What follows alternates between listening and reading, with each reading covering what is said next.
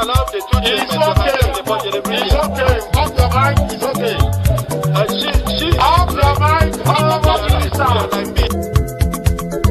Chai! Now wow, people wey supposed talk truth to power don't off mic. And if we talk, now 500,000 they go summer us, call them hate speech. But fear not, my ego don't come. Him go torchlight every corner, nooks and cranny of all these bad people where they spoil our country.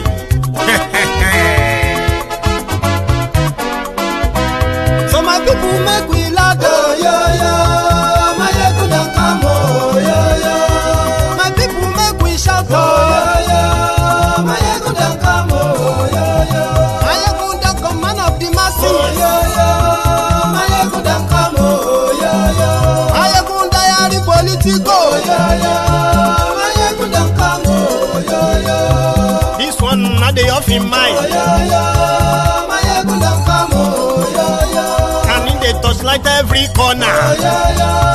My ego don't come, oh, yo yo. Okay, some people be they holla say they want the power. Chai, them be promise us say we go get light and power. Nah. Them hustle sote they can't get the power. But now they know they do anything with the power. Sure. Every day, dollar just they get the higher power over naira. Still them talk say make we off mind. But thank God say my ego don't come. So my people make you laugh, oh, yo yo. My ego don't come, oh, yo yo. My people make we shout, oh, yo yo. My ego don't come, oh, yo yo. My ego don't come, man of the masses, oh, yo yo. My ego don't come, oh, yo yo. My ego diary politico, oh, yo yo. My ego don't come, oh, yo yo. This one not the off in mind, oh, yo yo. My ego don't come, oh, yo yo. Person where they do evil, no one make person talk.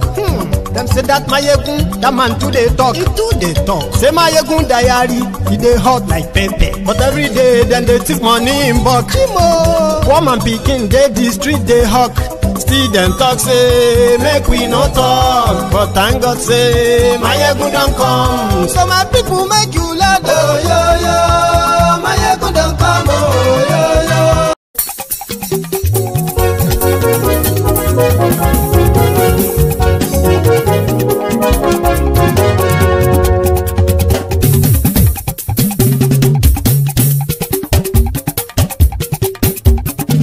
Mayegun làwa mọ̀ làmọ̀ tó dòdòdò. Mayegun diary Mayebi number one. Mayegun làwa mọ̀ làmọ̀ tó dòdòdò. Mayegun diary Mayebi number one. Mayegun ti dé o ọ̀rẹ́ ara ìlú. Mayegun diary Mayebi number one. Lórí Facebook lórí YouTube. Mayegun diary Mayebi number one. Gbogbo bó ṣe ń lọ ni Mayegun já wa sí. Mayegun diary Mayebi number one. Àṣírí ọ̀jẹ̀lú kì í bò níbẹ̀ o. Mayegun diary Mayebi number one.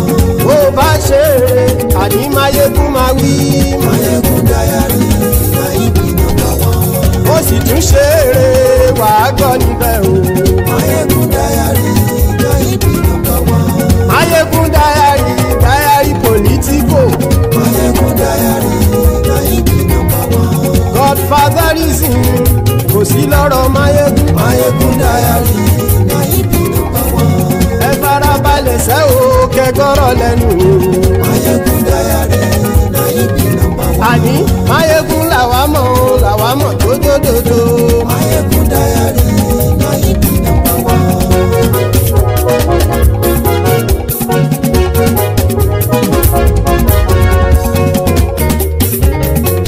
Àní ẹ̀sùn ràkì. Mayegun ti dé. Mayegun ti dé. Ọ̀jẹ̀lú ẹ̀sùn ràkì. Mayegun ti dé. Àní ẹ̀sùn ràkì. Mayegun ti dé. Lórí Facebook. Mayegun ti dé. Àní ẹ̀sùn ràkì. Mayegun ti dé. Lórí YouTube. Mayegun ti dé. Àní ẹ̀sùn ràkì. Mayegun ti dé. Bọ́ bàbá gbé wúrẹ́. Mayegun máa wí. Àní ẹ̀sùn ràkì. Mayegun ti dé. Hello there. Mayeko today. Good morning to you once again. Good afternoon to you. And good evening to you from wherever you are joining us. This is Mayeko Live. Thank you so much for joining me always, for always joining me though. Please, if you have read beyond the description, I'm sorry, the rider for this broadcast, which is the title, please read the description as well. Like it, share it. Invite your friends, invite your not so friendly friends. Tell every one of them that Mayeko today. And if you have done that, thank you. Remember, you only need to like the broadcast once. That's it. Don't like it twice, because you will probably be taking your like back. Tonight, we shall be addressing again Nigeria and the existing IGBOPHOBIA. Somebody once said, an intelligent man once said that Nigeria have Igbo problem. We have a system where majority of Nigerians who have been indoctrinated with what is called Igbo problem. Usually people will tell you that the people don't have any problem with themselves. The criminal politicians are those who continue to keep us divided. But that is not entirely true. A lot of us who are from other parts of Nigeria today would not deny one time or the other in our lives how we have been told to be careful of that next Igbo guy. Whether we lived to believe that or not, it's a different conversation entirely. But there is a systemic profiling of the Igbos in Nigeria, even though evidently the only group of ethnic group that have shown that they actually believe in Nigeria more than any other ethnic nationality in that contraption, either tribe or ethnic, has been the Igbos only. There have been those who have confidently, religiously invested in other parts of Nigeria than their own region. You have more Igbo businessmen outside Igbo land.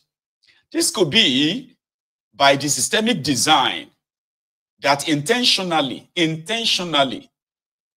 underdeveloped the region, diverted what should have been evenly distributed development across the entire country, denying them their own seaports. Officially, I know some will be like, I've heard some ignorant people who have said, hey, is it the federal government that stops you from having your own seaport? Is it the federal government that stops you from and all of that stuff? This is out of a total shared ignorance. There is an unwritten Cold War that the system, the corrupt, divisive, backward Nigeria system has continued to maintain. If I say some things now, some of you out of shock will be like, really? Are you sure? I am very sure. Would you believe it that there is no single federal government completed project in the entire eastern part of Nigeria since 1960? I used 1960 because that's when you started, Abi. then maybe you should fast forward to 1970 then. There is an intentional sort of state, that's what they call it, Nigeria have one problem, and that problem is Igbo problem. So, Ikenga, Ugochinyere, I love to call him Ikenga, again, spotted this in his recent presser. But before I get to that, let me repeat that again. As much as the Igbos have always been clamoring for a referendum of leaving Nigeria, they have been peacefully demanding for that. The Nigeria criminal system criminalized self-determination. They went on to kill thousands of them. This is a recent history. They went on to kill thousands of them in order to scare others away. They continue to threaten them because a lot of those who carried out the genocide called the Civil War in Nigeria between 1967 and 1970, majority of them got compensated. They were never tried for their crimes against humanity. A lot of them went on to become head of states, ministers of this. Some even went on to become military governors inside that contraption. They got away with it. Therefore, there was never a real reconciliation or closure. And every little thing, the Igbos will be threatened. You want us to kind of deal with you again, or we will deal with you again. If like say you never learned your lesson, it has always been a recurring one. But it's only the Igbos who have shown, if you have to put everybody on the pedestal, who have shown that they've actually put behind the evil genocidal war. They've invested trillions of your money, naira, outside their region.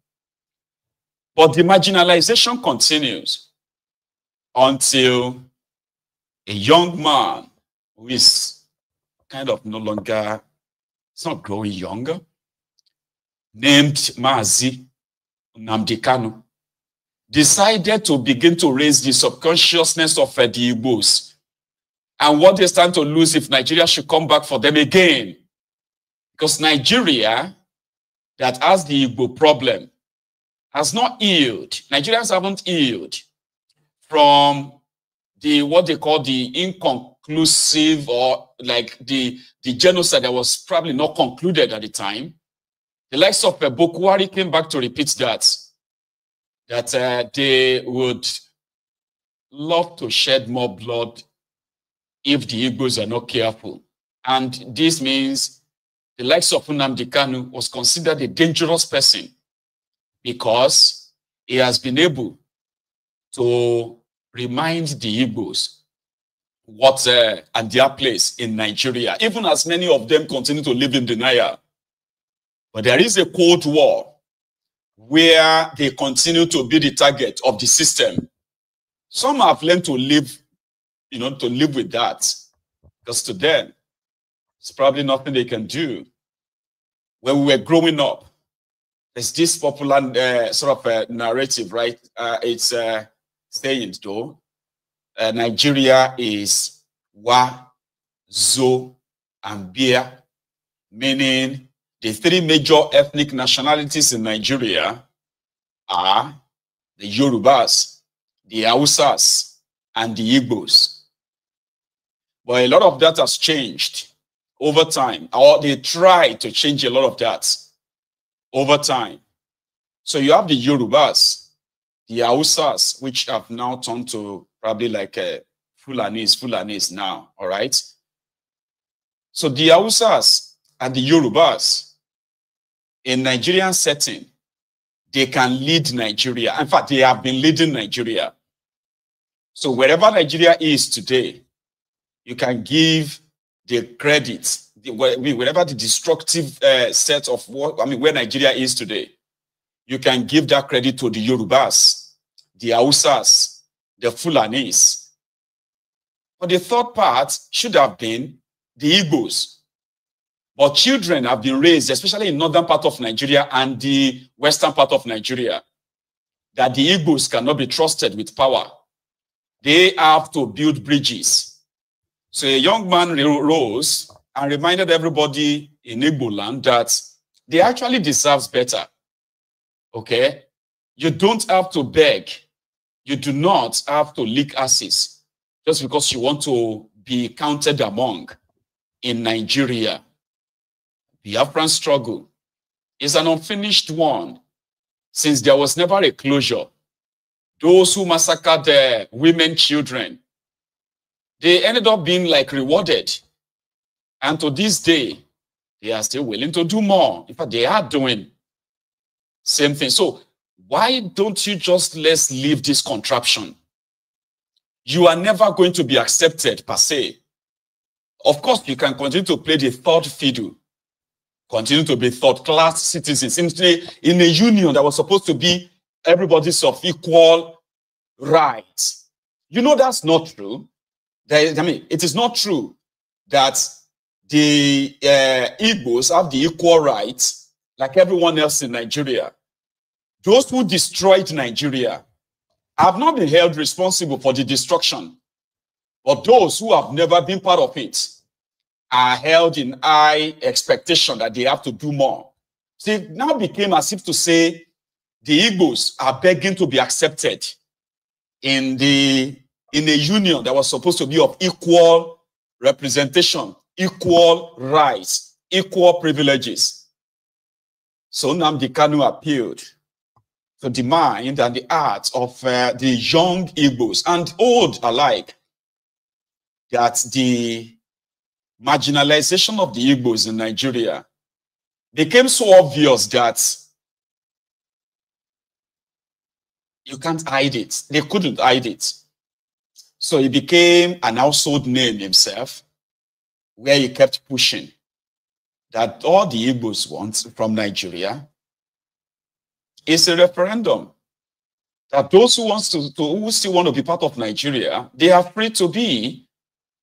And those who don't want to be part of Nigeria anymore, they should be given a voice to actually express it. So that the Igbos won't be in competition with you anymore, since they are never going to get the equal right in this union. You know, it's supposed to be a union, right, where everyone kind of have the equal rights. But there is this unwritten code where the Igbos, especially, the people from the eastern part of Nigeria, are continually, right, discriminated against. They cannot be trusted with power. It's there. They have to do more than the Fulanis that destroyed Nigeria, than the Yorubas that collaborated with them to destroy Nigeria. I'm saying this because that's a fact. All right?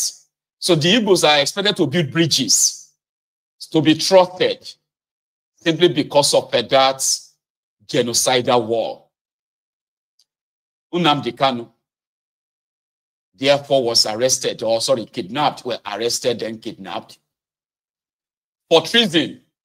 He's been charged for trying to break up Nigeria. Not just that, it was also charged, it was being charged as well for trying to overthrow Buhari. But no evidence of that. He has been, it was illegally, extraordinarily rendition from Kenya 4 years ago. And no single trial has been allowed in their own courts. So, Ikenga, yesterday, who was having a bit of reaction, or kind of a reaction, to the recent development where northern children were kidnapped by thiefnubu and his gang for demanding for a better country, for demanding for good governance, in a protest that was tagged "End Bad Governance." So, it became an uproar. Yeah, the whole world reacted. How could you lock minors up for months for demanding for a better country? So it became a national embarrassment that as quick as possible, they said thiefnubu ordered them released. Wow. So Ikenga picked on that and said, what exactly is the crime of the Igbos in Nigeria that a man that was taken to court, your court, defeated you in your own court that said he should be let go, you should release him. And then they are finding it so difficult to let him go up to this moment. So Ikenga is a guy that is going to open the conversation for us this evening. We shall start from that. Dear brethren, here we go. I will commend the president for, it takes a lot for a leader to realize that he has made a mistake and then immediately correct it. So I'm so happy that the president realized that that was a huge national embarrassment, if not international embarrassment, and then moved in to correct it immediately. Even why some hanger on were even trying to justify it for him. This is, you can see why at times leaders, you know, get into this part of shame at times, because you have some supporters who are very shameless. But I thank God that he didn't listen to those, you know, hungry, people I call hungry outlaws, who were trying to justify something that was an international embarrassment. So I commend the president for being bold enough to, you know, issue the necessary knowledge and the court striking it out, bringing an end to that embarrassment. And I don't want it to just end there. I think he needs to find out, because those children were starved. So what kind of barbaric and archaic and mundane method of detention? And that goes a long way to show a lot might be going wrong with those detention facilities. It's also important an investigation is conducted to find out the status of these detainees facing different charges. It's like a kind of is it a confiscation site or what? You know, you don't feed them. Look at the way they are looking so tiny, like they are coming out from a civil war or something. So it's an embarrassment, and it goes a long way to show how our detention system have been working. So it should be seen as an opportunity to fix things and correct things. And I thank the president for being bold enough to say that what happened was not right, and then going ahead to ensure that immediately these children were released. But going, you know, apart from that, we should also investigate the status of other detainees in different cases and challenges in those detention facilities to be sure that we are complying with international African Charter on Human Rights and our relevant constitutional provision that an accused is deemed innocent until proven guilty. So you can't use starvation to kill the person even before he's made to have his day in court. And I think I will join to this by also pleading with the president the same way he reacted and responded to the feeling of Nigerians and the international community by discontinuing the embarrassing trial of these minors. He should also listen to the pleas from eminent Nigerians, eminent Igbo leaders, eminent, you know, individuals in different parts of the country, lawmakers and so on and so forth, who has at one time or the other called on the president to embark on the path of political solution in the Mazi Nnamdi Kanu case by discontinuing the trial. So you can see by what the president did in the minors case, he has exercised his constitutional power through the Attorney General take under Section 174 thereabout to discontinue any criminal trial, even treason that has a murder charge at any stage of that trial.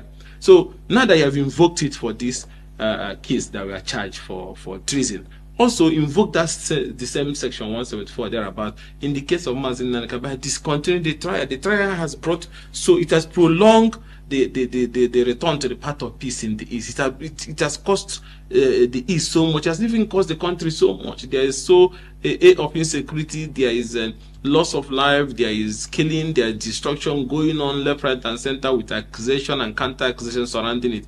What a listening president will do is to say, okay, let's find a political solution, and which is to discontinue the trial of Mazi Nnamdi Kanu, release him on bail, and then embark on the path for finding sustainable solutions to those security challenges. Remember, under Section 14, the primary responsibility of government is the protection of lives and property. So why do we have government? If government cannot protect lives and property, if government cannot listen to the people, if government cannot do things that can bring stability, then it's not government. So what I'm saying in effect is that this is a government, and they should live up to their responsibility by listening to what the people are asking for. When we had challenges in Niger Delta, when the bombing of oil pipeline, kidnapping of oil workers, killing of oil workers, there's a lot of atrocities that was happening then, whether right or wrong. But government, because they know their responsibility, their economic responsibility and their welfare responsibility, embarked on a peace building effort that led to the resolution of the Niger Delta crisis. that led to the issue of Niger Delta Ministry, different agencies that were put in place, amnesty and so on and so forth, all aimed at finding lasting solution. Even the security and pipeline contract was also given to Niger Delta people, and a lot of incentives that was given to Niger Delta people, and peace returned.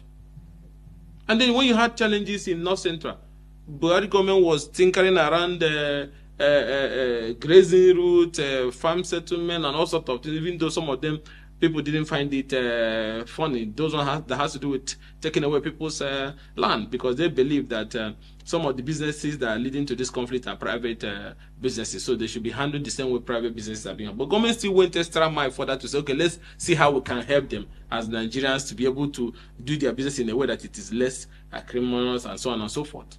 So government did that. Even as bad as Boko Haram issue that has to do with somebody waking up because of whatever belief, killing people, you know, beheading people, that is a heinous crime, bigger than even treason. But still, government went on negotiations at different times. Government went on rehabilitation. Imagine rehabilitating a murderer that enjoys beheading. But government still was doing it because government wants lasting and sustainable solution. Now, issues that were, triggered by injustice and unfair treatment and exclusion and so on and so forth leads to this agitation in the East. Up till now, the federal government has not sit down on the table to discuss with Southeast leaders and Southeast youth. This even goes a long way to show that they don't care about what happens to the East. They don't care about us. They don't care whether we'll survive. They don't care whether we are dying or whether we're killing ourselves. In a country that today, whether you like it or not, we are the biggest investors outside our region. We'll come back to that, Ikenga. Just like I said it, no matter which side of the pendulum you probably belong, I am not saying that there are not many of you, including those who are Igbos themselves, that would prefer that Nnamdi Kanu is locked away forever, especially their elites and some ignorant Igbos who probably don't live in Igbo land themselves. So them, whatever they said, or they are saying that Nnamdi Kanu did, and he probably did it. And whatever the propaganda has been, that they have been fed. But there are some other lines that we should not ignore. And that is the lines of their law, legality. Even if you want him killed, at least you have to kind of have something to justify that. And say, oh, it was because Nnamdi Kanu kidnapped people and he was holding guns, he was killing and shooting, he's a terrorist or that. At least you must have evidence of that. There was none. Their intention initially was that maybe he happened to be, they thought Nnamdi Kanu was just one of those noisemakers, attention seekers, or maybe people who are one of those who are looking for easy money. Until they found that his agitation is so valid, so legit, that it couldn't actually be bought. I think that is one of the reasons why it has become so impossible for them to sit and have a real, like Ikenga put it, a real negotiation that will be like a road, pathway to peace. The other one is the Igbo problem that Nigeria have. The Igbos have the biggest and the highest contribution to the Nigerian economy than any other tribe or any other nationality in Nigeria. If you have to put all of their own investment in Nigeria, I'm using Nigeria now, because there's no part of Nigeria that you will not see the Igbos. And they are not there as scavengers. They are there as investors, small, big, medium, name it. They are there. These are supposed to be people that if they actually really hate Nigeria to start with, there will be more in their region and never anywhere in any other part of Nigeria, especially with what happened to them in 3 years of state-sponsored or country-sponsored genocide against them. That they were supposed, you see, in Nigeria, if you read Nigeria history very well, those who went on that campaign of genocide against the Igbos, if you read your history very well, they did this mostly from the position of a vendetta, position of a like institutionalized hatred. Because if it was just about we want this, you can have it, or you can go to hell with it or stuff like that. There was no reason for any sort of killings to start with. But the whole intention was let's destroy them as much as possible. But they're like indestructible. So this were supposed to be the people that should never, ever be found in any part of Nigeria. They can be found in other part of Africa because they are the most traveled group from Nigeria, the most traveled ethnic group from Nigeria. And wherever you find them, it's always about investment, business, and what have you. The Yorubas don't go that far. We don't. We do travel. We are probably the second most traveled people as well. You'll find us almost everywhere too, but not like the Igbos. So, the political class in Nigeria, especially the Igbo elite themselves, who have always been the people I kind of refer to as the house niggers of Nigeria. Majority of them have, over the years, they have fought and warmed themselves into the hearts of some of these non-Igbos in Nigeria.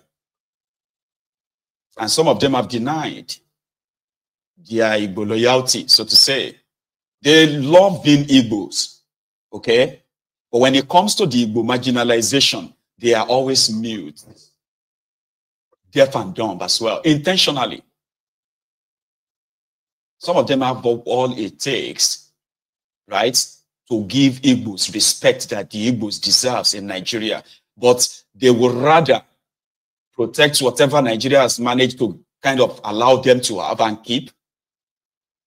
I consider them the Igbo elite. I consider them as the set of people that work so hard to make everything, to get to where they are today. But somehow, they still feel like without the benevolence of their Yoruba friends, their Hausa friends, who actually hold the levers of power in Nigeria, they will not be where they are. That's the way I see them. They do not have, with the level of wealth that is ascribed to the Igbo race, the Igbo elite, you will never believe that they will be among those that will be so quiet in the face of so much disrespect, marginalization, against their own tribes, against their own race, inside that contraption. They are friends of all these powerful, supposed powerful non-Igbos in Nigeria. And whatever it is, they will be like, just mute and quiet. Yorubas are, when you see the Yoruba elites, right, they are very much loud. And sometimes, right, they are pretty much so entitled as well. They don't even have to be as rich as some of these Igbo elites.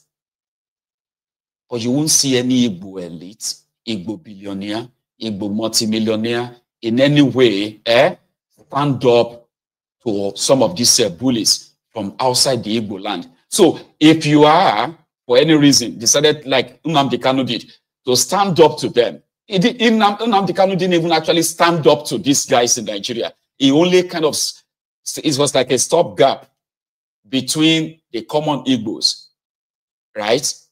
The Igbo elite, and then Nigeria.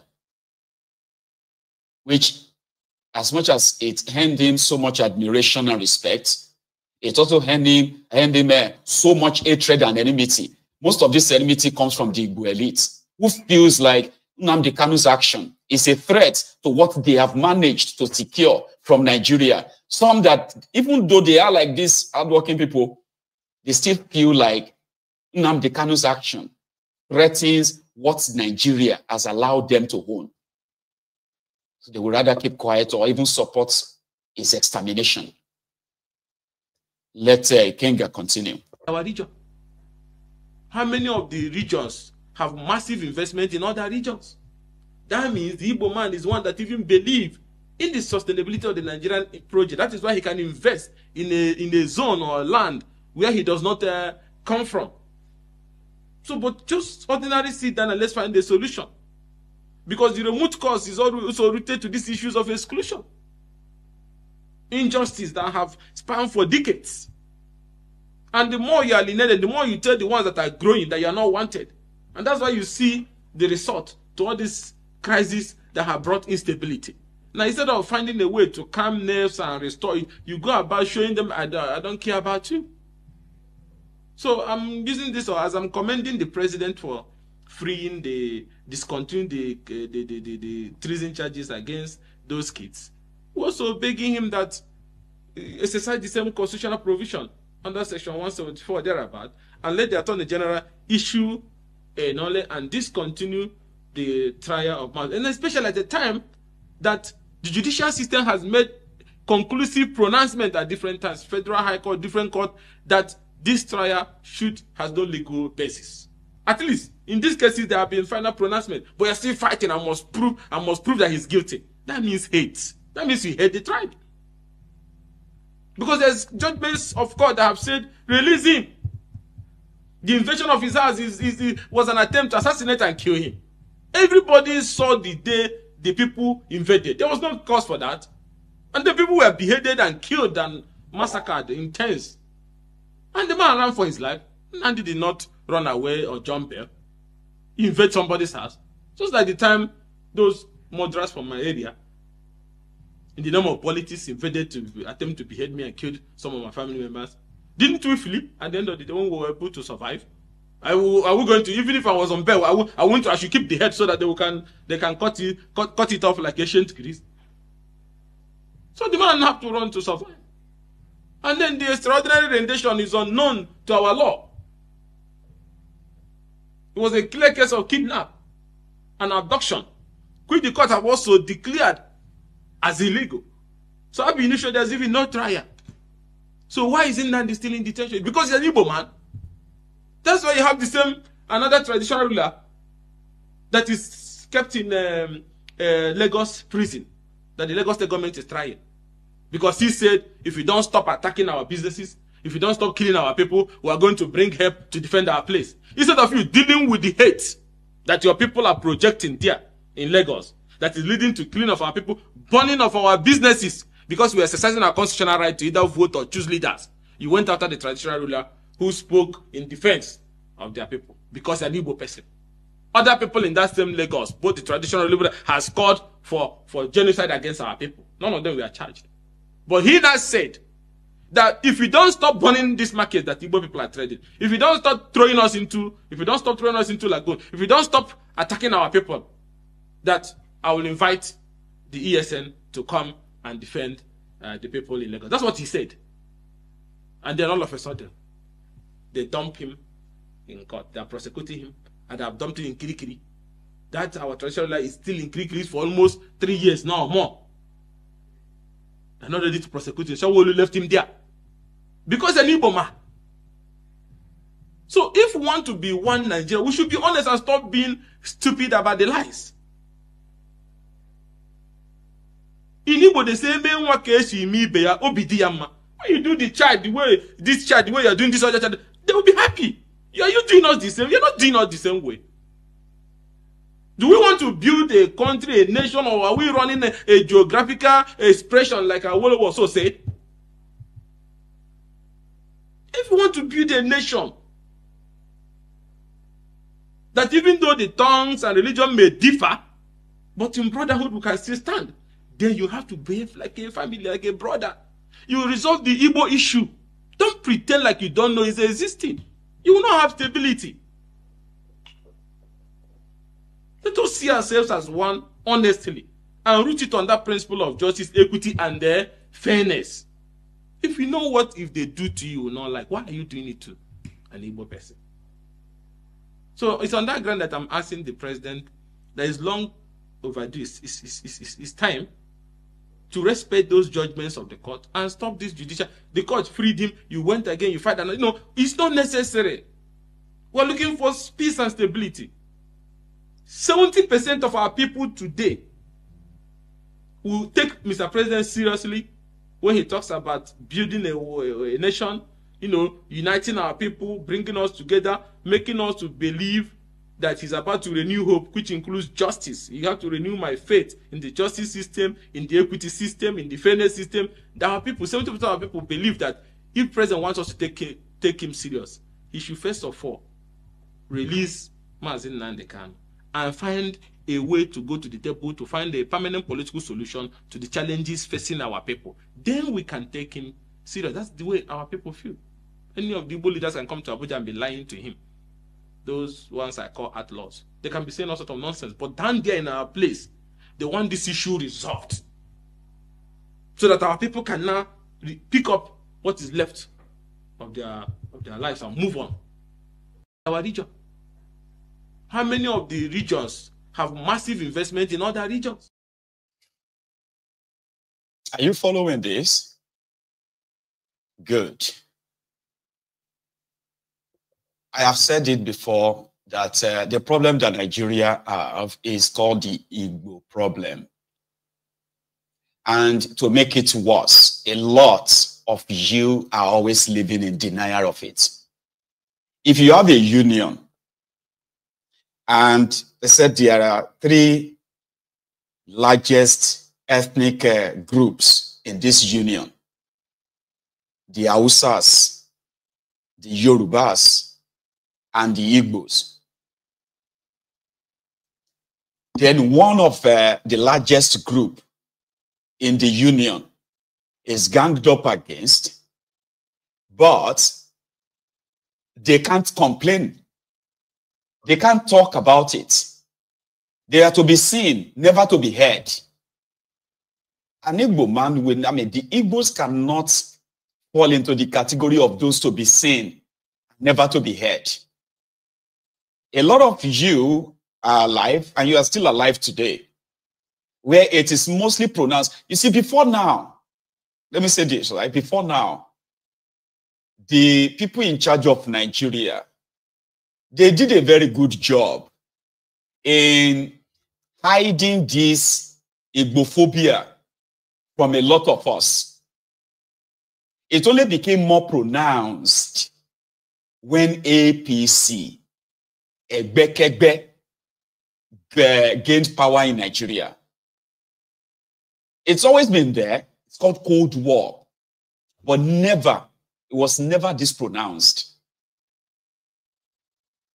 So when Nnamdi Kanu started talking about the marginalization, and he kept talking about this hatred against the Igbos, some people were like, they didn't believe it.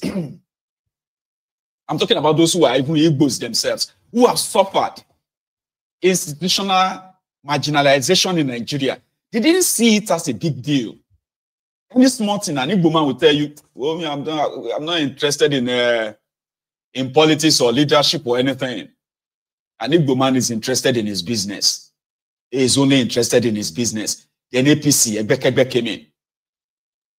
They started targeting those businesses.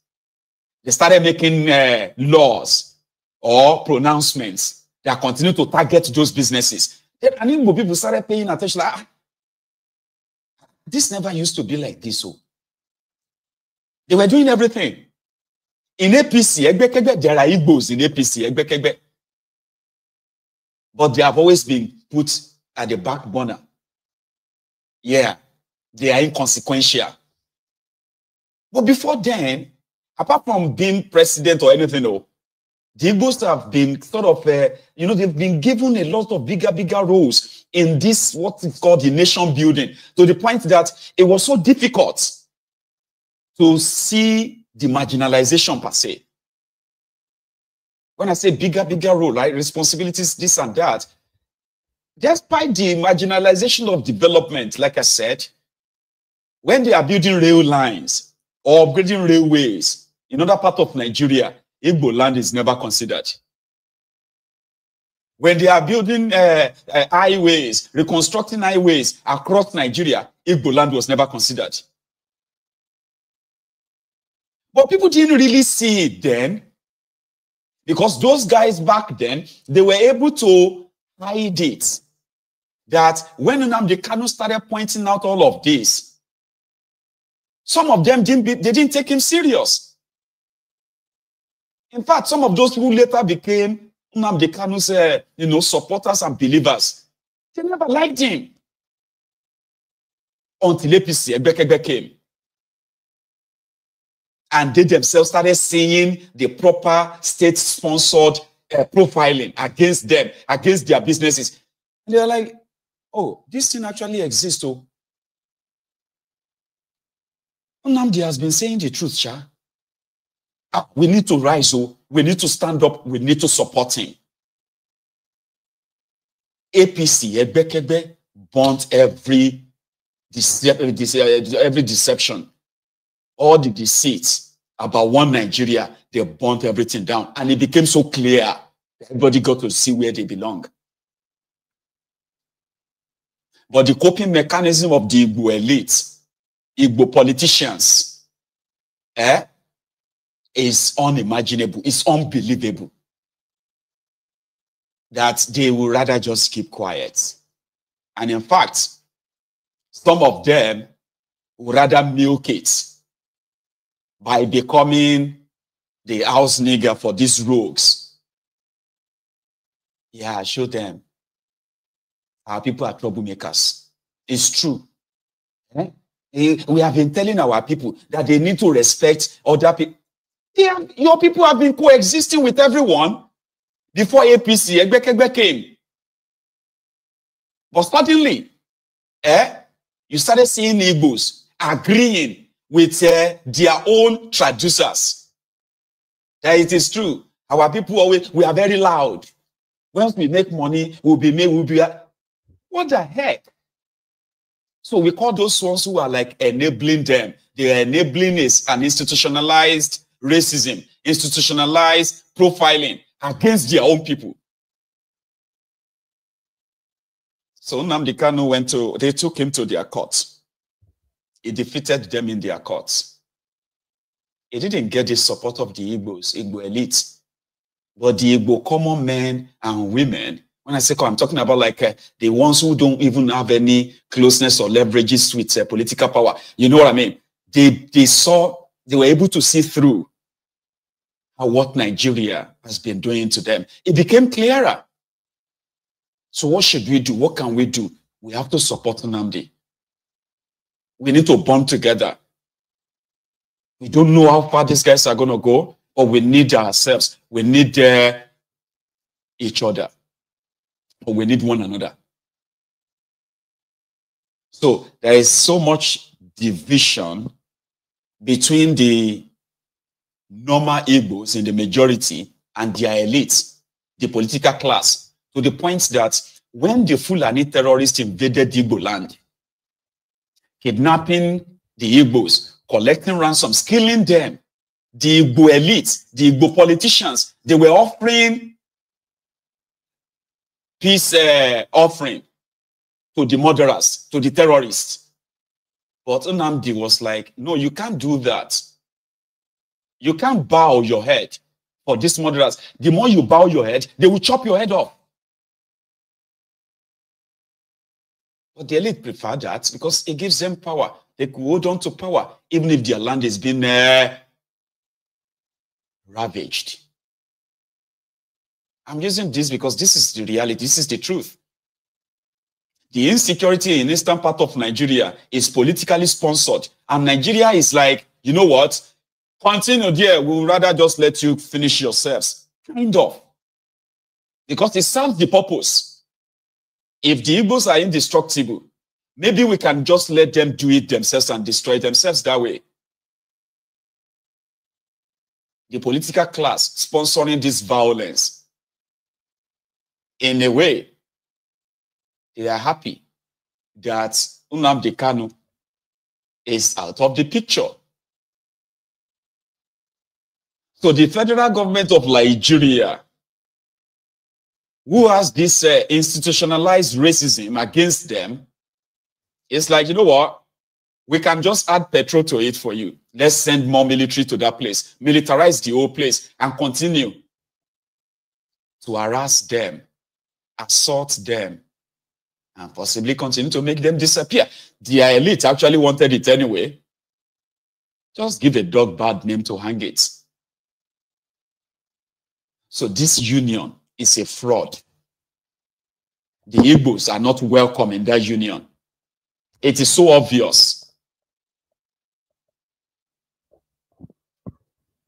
And that is why they would rather keep him as a trophy. I've said that many times. They are keeping him as a trophy to satisfy some group of murderers, terrorist sponsor in northern Nigeria. Buhari couldn't try him. He couldn't jail him. They just have to lock him up. But the Igbo billionaires who owns banks, who have shipping lines, who have a pharmaceutical companies, billionaires like that, including their billionaire politicians, oil moguls, they would rather not have anything to do or what have you with him. Because his message, his stand, is going to pit them against Nigeria. And to them, they are likely going to lose everything else they have acquired. So even if their people continue to be in that state-sponsored, bondage, it doesn't matter. Ikenga, finish what you are saying. Because this issue is causing instability in our place. Farming activities is zero. Businesses are going down. Most people are no longer returning back. So resolving it starts with, okay, political solution, we'll give him bail. Then we'll go to the table and look at the issue. There's issues that led to those agitation. Those issues have been with us since 1960. Democratic leaders now also live with so much hypocrisy and incompetency and so on and so forth. They were now flashing it in our face like we don't belong. It's not about Nnamdi Kanu. Even if we take out Nnamdi today, the other generation that is coming are also having the same feeling rooted in their hearts. You see, have another person rise up. So finding a solution to them, a permanent solution should be the concern of every genuine leader. Because for how long are you going to keep treating people like that and expect them to believe? In this era of technological advancements, social media and everything, information moves so fast. So you don't the way you can hide informations. People have opinions based on your actions. And coming from somebody who has fought the Deco days, democracy, inclusion, and so on and so forth, I'm just surprised that we're still having this conversation 1 year or going to 2 years in office. Just because of Abiola's election that was robbed. They floated the Deco, they fought. Some of them were charged for treason. There was bomb blast that time, remember? Even though there was accusation whether it was Abacha that was throwing the bomb or it was in the Deco people, them Tinubu them were throwing it. There were the same transmitter now they kind of was using. Fire me them and Tinubu we had their own transmitter, radio Kudra, radio this. They were transmitting into the airways. Because they said they wanted the mandate to be restored. Now these people are asking for justice, equity, and fairness. The same thing. So what to do? The Deco issue and the bill issue was resolved by compensating them with allowing them to run for the presidency by almost all the key stakeholders. Since that time, they have ruled almost 2 times now. But nobody cares about our own people. So how do you think the young people are feeling down there? They feel disconnected. They feel angry. In a country that they are working so hard for. All they are asking is for justice, equity, and fairness. That's what this selective application of democracy, selective application of the justice system, selective application of political opportunities, selective application of the electoral, everything that has to do with the method is different. Even the way you mount roadblock in the East, like is an Afghanistan that America just left from. From just Asaba, you be coming from Abuja, 1 or 2 checkpoints. By the time you get to Asaba, you're trying to cross the river Niger. From that place to where you see 48 checkpoints. What are you doing there? Still, crime is still everywhere. It has turned into a toll collecting point for police or security agencies who are on those roads. Extorting the people, making them feel like you just want to annihilate them at all costs from all fronts. So these things are wrong. And like I said before, a true nationalist will focus and believe that equity, justice, and fairness is the fulcrum and the foundation for a united and peaceful country. Anybody that is talking about peaceful country without discussing the sacred core principles of justice, equity, and fairness is talking nonsense. You cannot have a united country, you cannot have a stable country without sitting down to address these core principles of justice, equity, and fairness. Not just by addressing it, but showing it in your body language and conduct. Today, you have a country that the Igbo man is not chief of army staff. The Igbo man is not IG. The Igbo man is not DG of DSS. The Igbo man is not customs CG. The Igbo man is not immigration head. The Igbo man is not central bank. The Igbo man is not finance minister. The Igbo man is not federal inland revenue. The Igbo man is not director of military intelligence. The Igbo man is not NSA. But still, they still believe. All they are asking is not even you should share those things with them, but restore peace in our place. Consider it a matter of national importance that peace will return to the East. We want it to make that a priority. That's all our people are asking for. And that we're not getting it up to now. So it's not that anybody hates anybody, no. The hand with which you extend, that's the one we should receive. They're giving us bitter lemon every day. Look at the infrastructure in our place. Look at our major highways in the East. Look at our markets. Look at our energy situation. Look at the employment rate of our people in civil service. Look at the business opportunities available. Everything is self-help for our people. Business, building, everything. Even rehabilitation of our people that have been displaced since this crisis has started. Not even single one person. The Igbos are builders. The Igbos are nationalists. That is why they invest in every part of Nigeria. Just show them by your body language that though tongue, religion, everything will differ. But in this our brotherhood, we will rise, we are one. But that is not going to happen. Right? There's nothing that Nnamdi Kanu is doing that the likes of thiefnubu didn't do. They went on to go and become governors and even presidents in that contraption.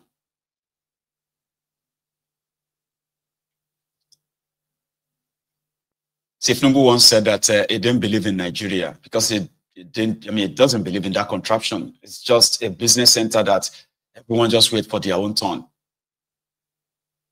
There was no internet then, but they had the radio Kudirat in London, where they are transmitting from and transmitting into Nigeria.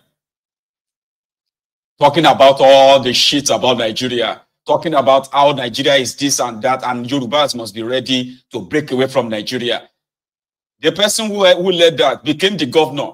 He became minister. He became governor of Ekiti State. He became two-time minister in Nigeria. Kayo Defayemi. thiefnubu that said he didn't believe in Nigeria, he became two-time governor. He is your president now. So if all these guys have said all the kind of things about Nigeria before, they should know better, shouldn't they? But because it is Nigeria, the real problem is Igbo problem. I have said this before. I am a Yoruba man, okay? And, you know, no matter what I say about that contraption, no matter what name I call that contraption, if I take off this shirt tomorrow, and I decided that, okay, I want to be the governor of Ogun State. If I join their clique of rogues and criminals, I can be governor of Ogun State. Yeah. Forget about everything I have said about the contraption. An Igbo man can be doing all the nice things, all the best, you know what I mean? But being an Igbo man, an Igbo man who is a one Nigerianist, pro-Nigeria, saying all the nice, best things about Nigeria and all of that stuff, if I stand and they put that Igbo man next to me, I will say, okay, oh, I belong to the clique of these rogues, right? As a Yoruba man, I will get a free pass. That Igbo man will be dumped because it's an Igbo man. That is what the contraption is all about. It is a fake union that everyone knows is fake. But you just have to find your own space in it and continue to pretend that it is not. Those who claim to hate Nigeria, they are those who have had the chance of ruling Nigeria. Those who have publicly said it. The Babangida, Abacha, Muritala, who else again is there? Gowon, who else is there? Yeah, all these guys, even Bokwari, when they carried out their counter coup of 1966, they ran back to the north. They said they were going to declare their own republic, Araba Republic. Araba, we are breaking up. Araba, on Araba we stand. Before they told them that, don't try it, I go suffer. And then they nominated Gowon to come and be the head of the military, which then led Nigeria into a genocidal war. Read your history. These are people who don't believe in that contraption. Immediately they carried out their revenge coup, killed Igbo officers in different barracks in Nigeria, in Lagos. They marched them out and they killed them. They were expecting war from the east. They ran back to northern Nigeria. Quick. They left Lagos. They ran away. And they were about to declare, in fact, when Gowon was reading his military coup speech, a section of it showed that they were succeeding from Nigeria. They were breaking away from Nigeria, that they are not part of Nigeria anymore. They were dragged back in to come and destroy that contraption. The likes of thiefnubu and co in Nadeko, they were asking for the breakup of Nigeria. So what happened after? Look at them today. They are now pro-Nigeria. But look at what they are doing to Nigeria.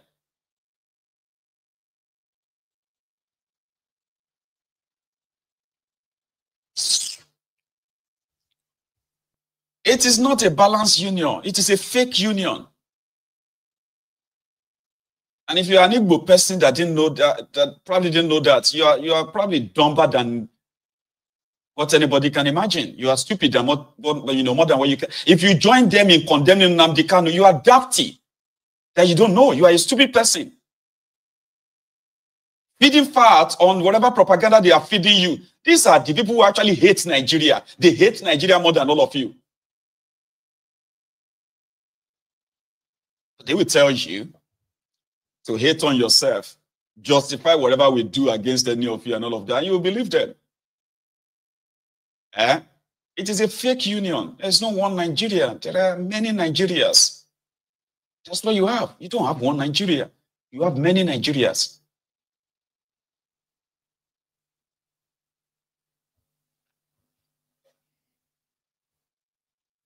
I'll leave that. Okay. And we hope that somehow common sense, which is not common, will prevail. But to those who are saying that Nnamdi Kanu will rot there, don't worry. Let him rot there, B. What you are going to get is going to be, it's going to be worse than what you can imagine. For now, you may think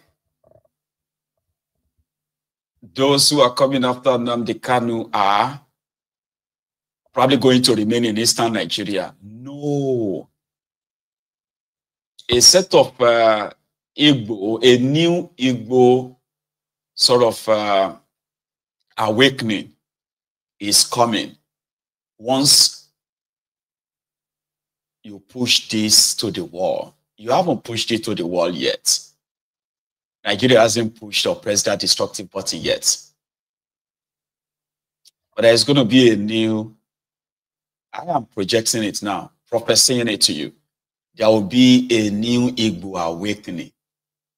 And that new Igbo awakening is going to capture Nigeria in the most unprecedented way. You are going to see the new Igbos, new Biafrans, that will actually now bring the war to our doorsteps. It's not going to be in the eastern Nigeria. It's going to be actually fought in northern Nigeria, in western Nigeria, across length and breadth of Nigeria. It's not going to be what they are cooking in the eastern Nigeria that is called unknown gunmen, unknown this and that, and other rubbish. There will be a new Igbo awakening that is no longer going to be about business or protecting the investment, this and that. No. All of that will suddenly just disappear. And once you begin to see the sign that all this Igbos for, right? Business here, business there, and all of that. Some of you are even threatening them. If they try nonsense, you go after them. You will burn down their businesses. You will have no Igbo business to burn. You won't have any of their businesses to burn. They will burn down Nigeria. That awakening is coming. Remember that when they were carrying out the genocide in eastern part of Nigeria, the whole eastern region, some of you were doing one day in Lagos. You are getting married. You are, you are doing your party left, right, and center. The northern part of Nigeria, everybody is having fun, marriage, and all of that. While they are shelling the people of eastern Nigeria. When the new Igbo awakening begins, it will be a direct war in those lands. And I don't know how to describe it to you, but don't worry. Just keep pushing, because there is a generation that is never going to be like their own ancestors.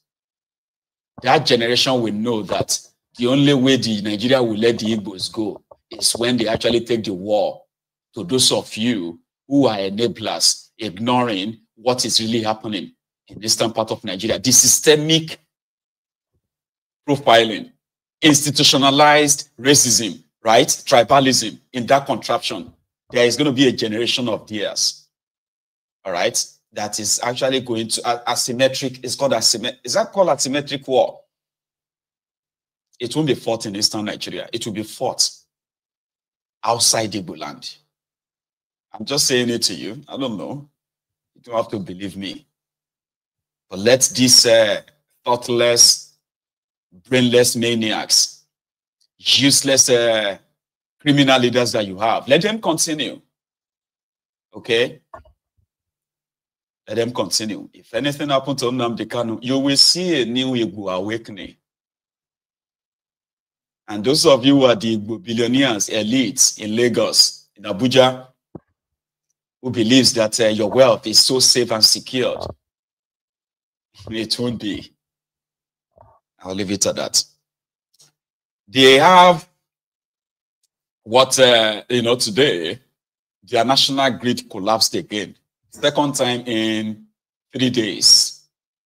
But there is an explanation for it. They said it is, they are carrying out, I don't know, like maintenance.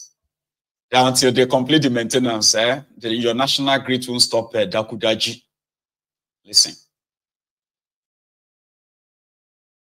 We need to test those equipment, particularly at the critical nodes. We start from there. And then we should develop framework and adopt reliability-centered maintenance, replacement of aged and obsolete equipment, and enhance SCADA and telecommunication tools, develop framework to attract private investment across the value chain, and deploy IoT device for generating units and transmission lines. There's need to also firm gas contracts, develop and implement measures to combat vandalization and energy theft. And the recommendations are practical recommendations, realistic recommendations that are implementable and I believe will bring an end to this ugly trend. The issue of grid collapse should be a thing of the past. All talk, no action. It's the same guy that said that they are building 1,000 megawatts of solar energy in each state of northern Nigeria. So they are expecting 19,000 megawatts of solar power. Penkelemes. I just read it somewhere now where they said that you will have 20 hours electricity. Nigerians will enjoy 20 hours electricity by 2027. 2027. Promise made, promise denied, you will say. It's all promises, all talks, no action. Evil-minded rogues, opportunists, chancers. But they also have their audience, the gullible ones. Just as one guy has been promising you that the Nigeria refineries will work by August, by December, but he didn't tell you the year. He did not. This same guy said the reason why you are likely not going to enjoy 24 hours electricity in that contraption is because all the equipments are now obsolete. That means they are now like old. So he said they needed, I think he said something about needing $250 billion for Nigeria to enjoy 24 hours electricity. They need investment of $250 billion. God damn it, man.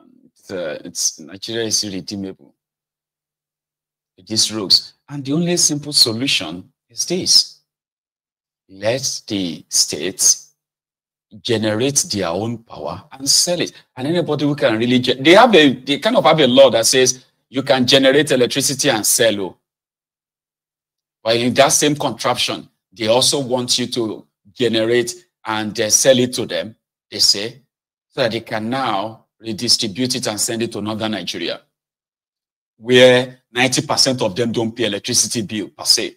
Don't take it personal. It's true. Because most of the electricity itself that are directed, they are not directed at industrial areas where production is so much needed like yesterday. And you're driving through their villages and some of those places, you will be seeing light everywhere. And you're like, damn. This one is from, electricity generated from so place. They will transfer it thousands of kilometers or hundreds of kilometers away from the place you generated the electricity. Generate electricity in Ogun State, sell it to them in Ogun State. Generate electricity in Sokoto, sell it to them in Sokoto. If you generate electricity in Kebbi, sell it to the people of Kebbi. If you have any excess, sell it to the next state or nearby state. If you generate electricity in Lagos, sell it to them in the nearby state. That's how it should be. If you have any excess. But no, the quota system insists that the power still has to be transferred there to northern Nigeria to balance up.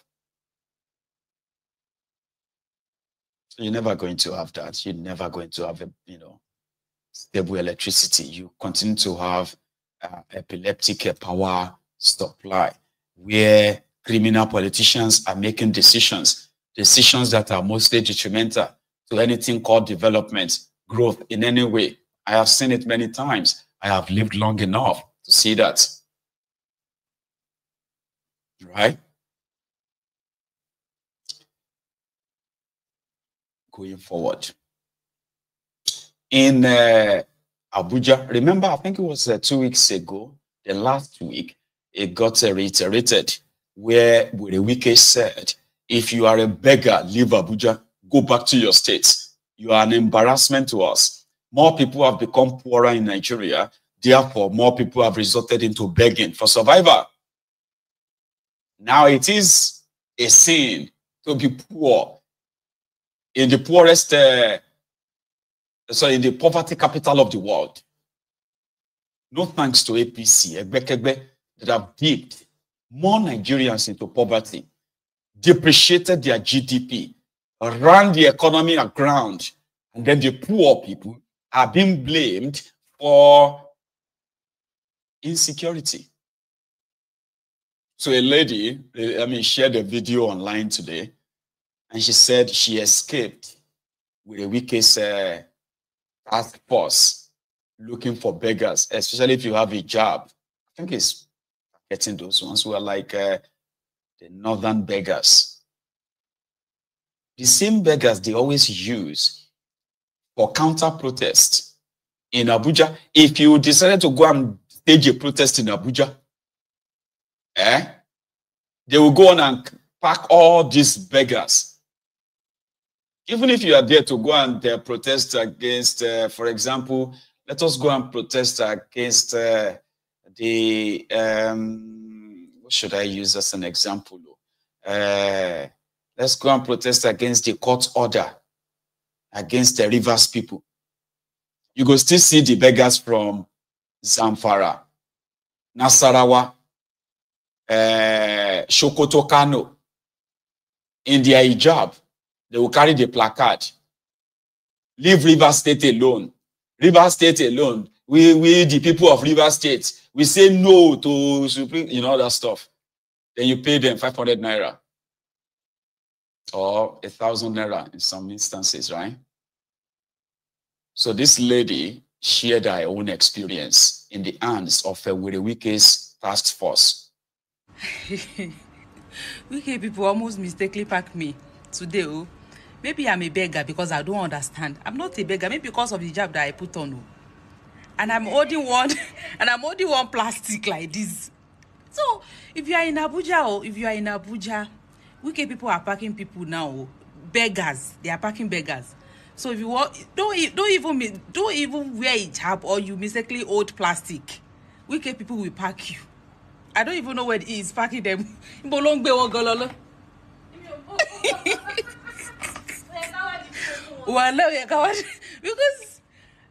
I put on hijab and I hold one plastic like this. I want to give Alimajiri, what's they call it? So I was like, they was. So if you're in Abuja, if you wear Alabama, don't even do mistake and wear hijab out or you hold plastic. Wike people will pack you. Oh Lord, no. Zamfara straight in it. It's not packing them to put them in prison. They will pack them and then they will bust them and transfer them to far, far, far away, like Sokoto, like Kano, Borno. They will go and dump them somewhere. You'll soon be seeing videos of the people that are deported from Abuja. It is called deportation. But you know something? The next day, those people will find their way back to Abuja. Because they can't house them, they can't feed them, they can't put them in any facility to be feeding them. So the fire brigade approach is to pack them and drive them to far, far, far, far away. And all those ones we do is to hop on another truck going to Abuja. And they'll be back in another 2 days or 3 days. I've seen that happen before. I'm talking about with a Wike again. Remember that the Martins Amaewhule group that denied that they did not decamp to APC. Just for the record, right? That's why I want to share this with you again. Okay? They went to the corrupt judiciary of Nigeria, where they claimed that they did not decamp to APC. But they did. So what they initially thought was that if they decamp to APC, they will be majority. Then they can now proceed and impeach Fubara. That backfired. They were citing a section of their constitution, okay, which said that if your political party is having problems, you can leave the party and go to another party. Unfortunately for them, PDP's crisis is not the type that will give them that leverage. So until they moved, and then realized, no, these guys announced their campaign move on the floor of the State House of Assembly. And the record is online. Then they went on to celebrate their, in fact, with confidence. Let me show you part of it. That their speaker that is now crying today. Okay? Let me share first with you.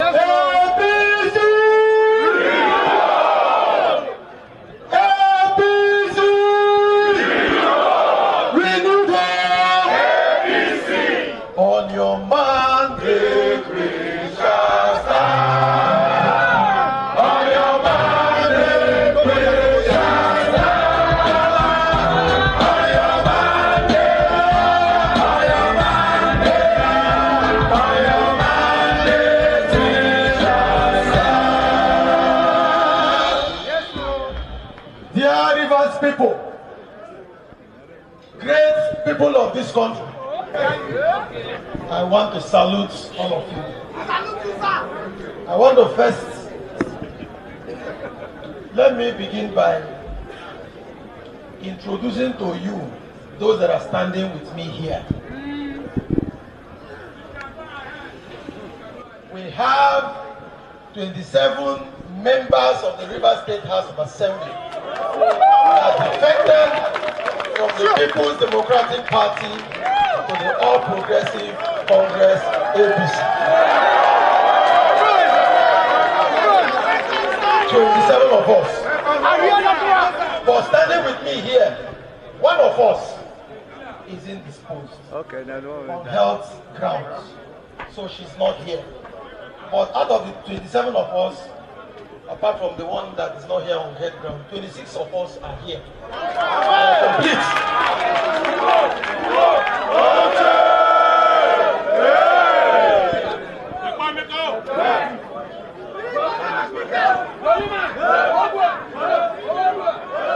Are you seeing that we are complete? We are complete here. Let me say something here. Some days ago, we defected inside the hallowed chamber of the Rivers State House of Assembly in line with section 109 of the 1999 Constitution as altered. We made sure that we followed due process. We made sure that we did not do anything outside the provisions of the 1999 Constitution.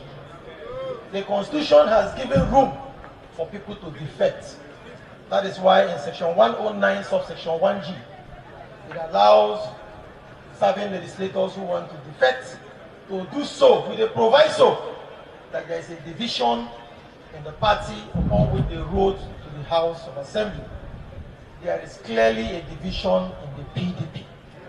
So in line with that section, we defected to the All Progressive Congress.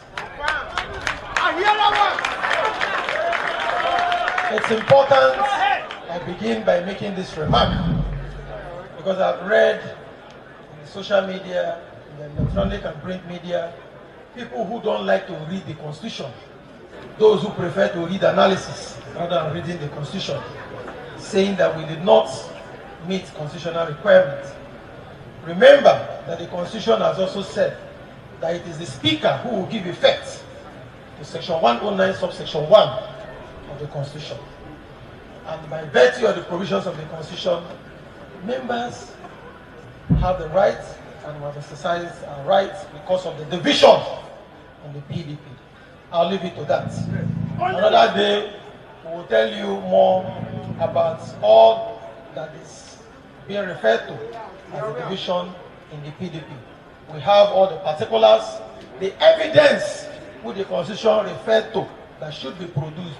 We have all of it, and it has been sent to the House of Assembly. It is now in our records. Anybody who wants to see it will provide all the records, all the evidence that shows that there's division in the PDP, which necessitated our defection to the All Progressive Congress. That said, let me also say something. Why did we choose APC far and above other parties? There are so many parties in this country. We could have gone to any other party. But we have a reason why we chose APC. We have a reason. A lot of you may be surprised because over time we have remained in our party. I have not been in any other party. Most of us have not been in any other party other than the PDP. But we made this strong decision. And that decision stems from what the leader of this party in this country has started, which is the renewed hope agenda. It is no mere talk. I'm not one who is given to unnecessary talk. I hardly praise people.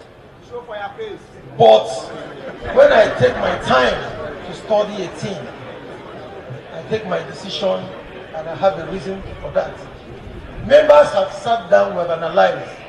You will recall that some time ago, the leadership of the PDP, the leadership of this state, moved to Abuja to visit Mr. President. You will recall President. We were there at the executive chambers in Asoro, and we begged Mr. President. We said, Mr. President, the former president did not attend to the problems of the state. So we begged Mr. President, we have a problem. Look at the east-west road, the road leading to Ogoni. You know the road? Yes. Very much. From Eleme Junction straight down to Trailer Park. We begged Mr. President, the president that is not in our party, unlike the previous presidents, we begged him. President gave us his word and said, go back home, irrespective of your party. I'm a detribalized Nigerian. I'm the president of the country. That's what the president told us. Go home, I will do it. People of River State, has the president started fulfilling that promise? Yes! Go to the east-west road, the road leading to Ogoni. Work is ongoing.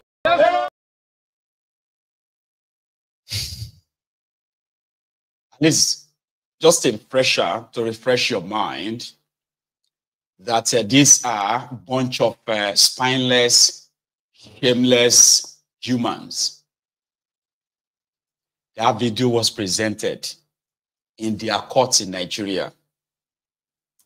And according to their judge, Wike's judges, that is not enough to say they have decamped. So in the face of the law, Nigeria law, they did not decamp. I'm trying to put up that clip. Okay. It's a crazy stuff, by the way. Let me see, I think it's this one. They did not decamp.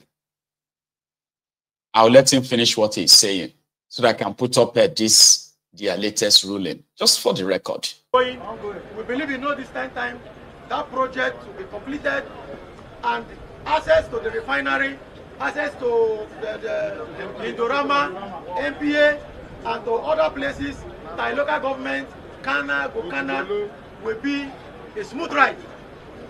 That is a president that says a thing and he does it. And when Mr. President told us, don't worry, irrespective of the party that you are in another party, I will not treat your state as a state that is another party, because he became president, he has been giving appointments to Rivers people, yes, irrespective of party. Irrespective of party. Mr. President, for the first time in the history of this country, somebody who is not from FCT, somebody who is not even from that part of the country, is now the FCT minister. Yes. He has given that appointment to tell Rivers people, to tell other parties, that is a president for all.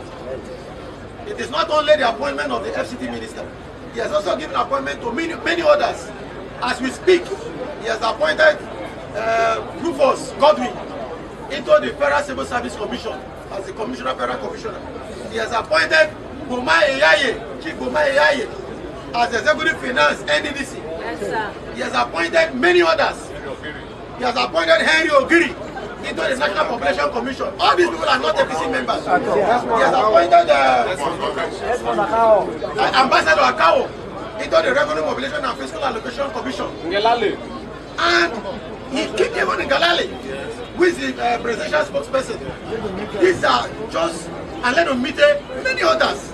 President has shown that he's detribalized. So in making the choice as to which party to go to, we considered what the president is doing. This is a president that means well. Let me inform you, we made investigations and we know that in the coming weeks, early next year, a lot will happen. And we believe that when we now have petroleum products being refined in this country, the prices of petroleum products will drop.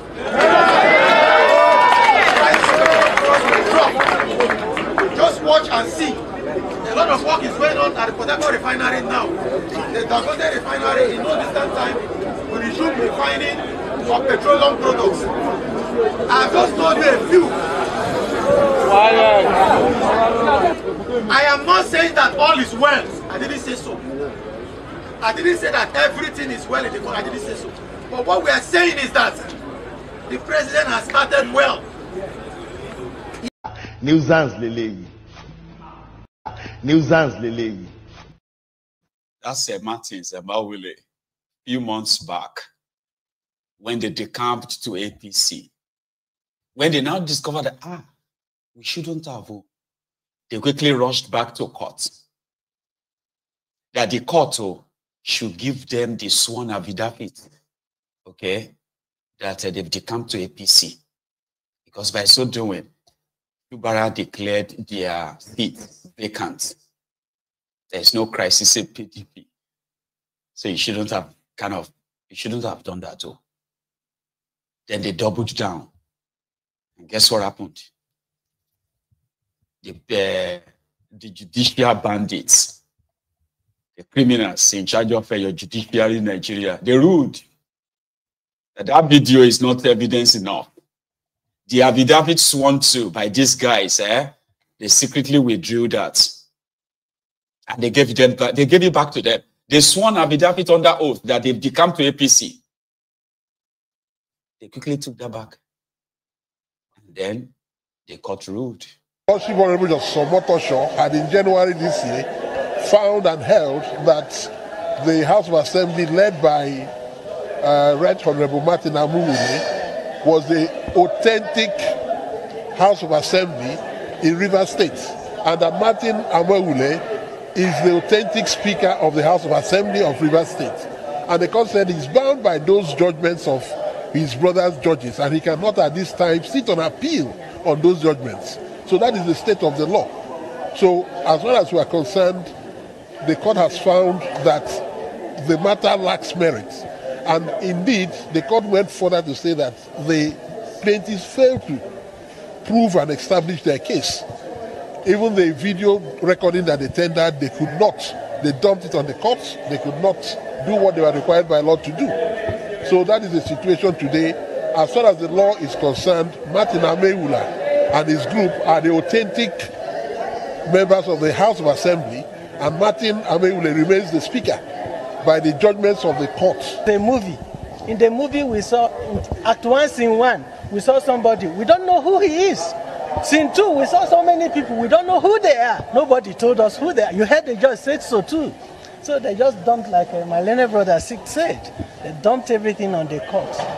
I think this has put an end to the political hula baloo in Rivers State. And I think it's good for all of us. So in other words, defect anywhere. That's the position. Thank you very much.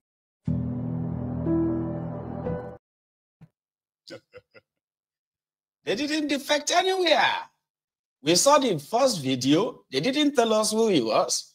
We saw the second video of people. They didn't tell us who they are. Maybe you saw the people. At least I show you the video, Sabi.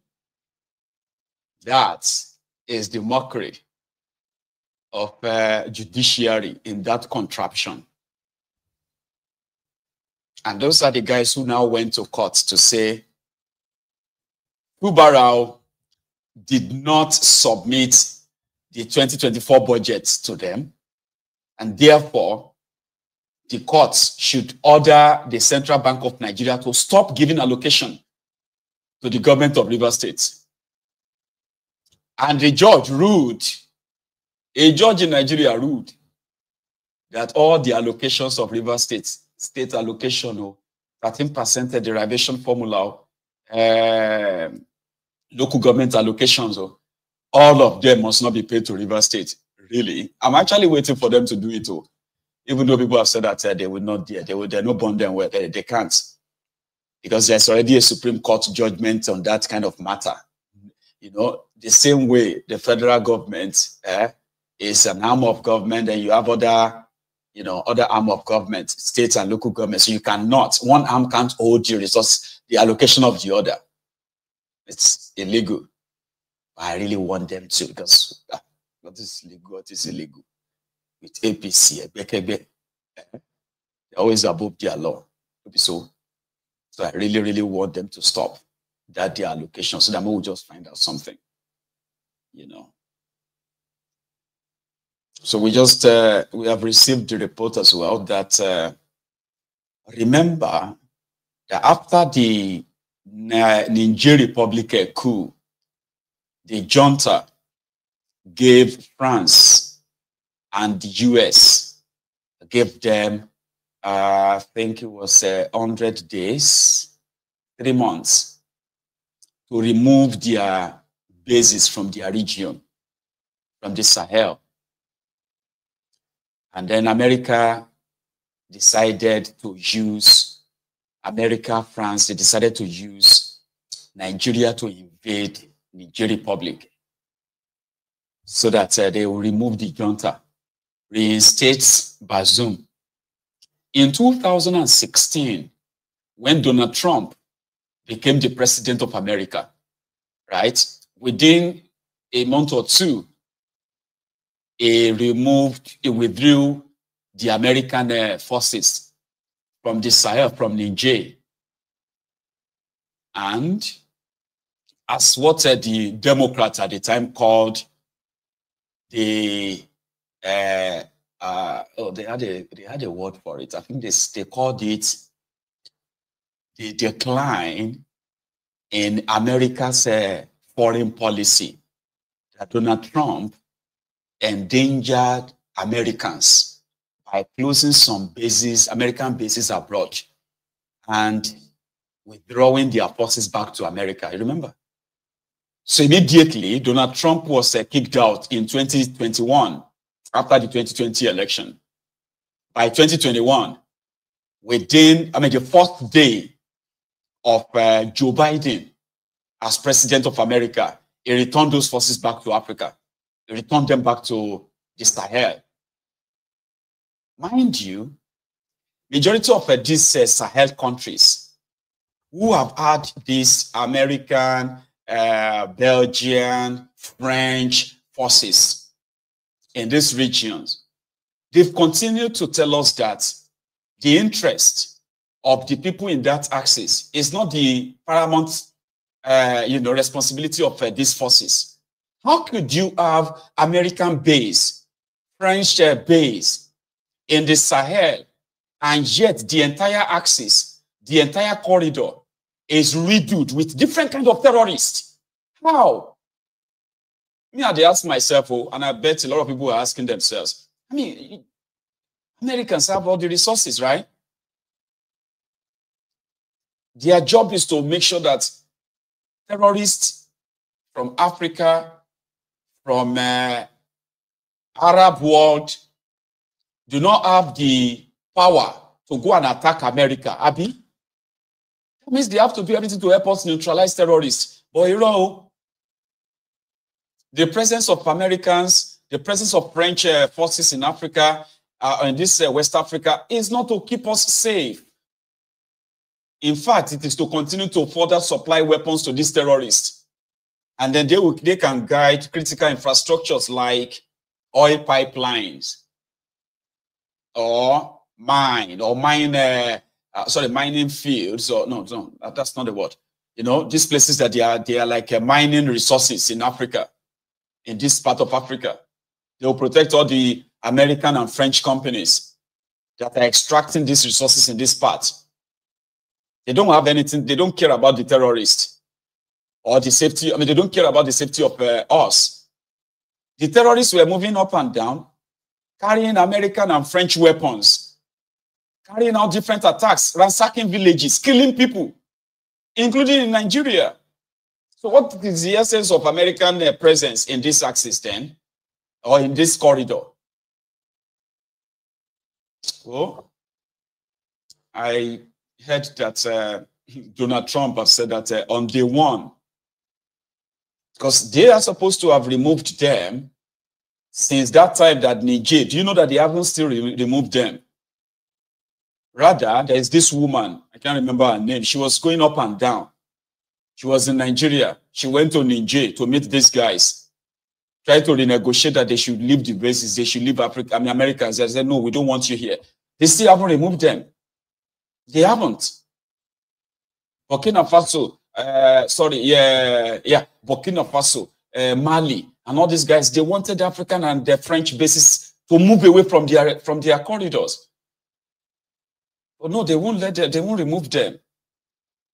Now, I've received the news that, well, you know, Donald has announced that from day one, when he gets sworn in on the 20th of January, 2025, we will begin the removal of all the American forces in these bases, especially the one in the Niger Republic, will be removed from day one.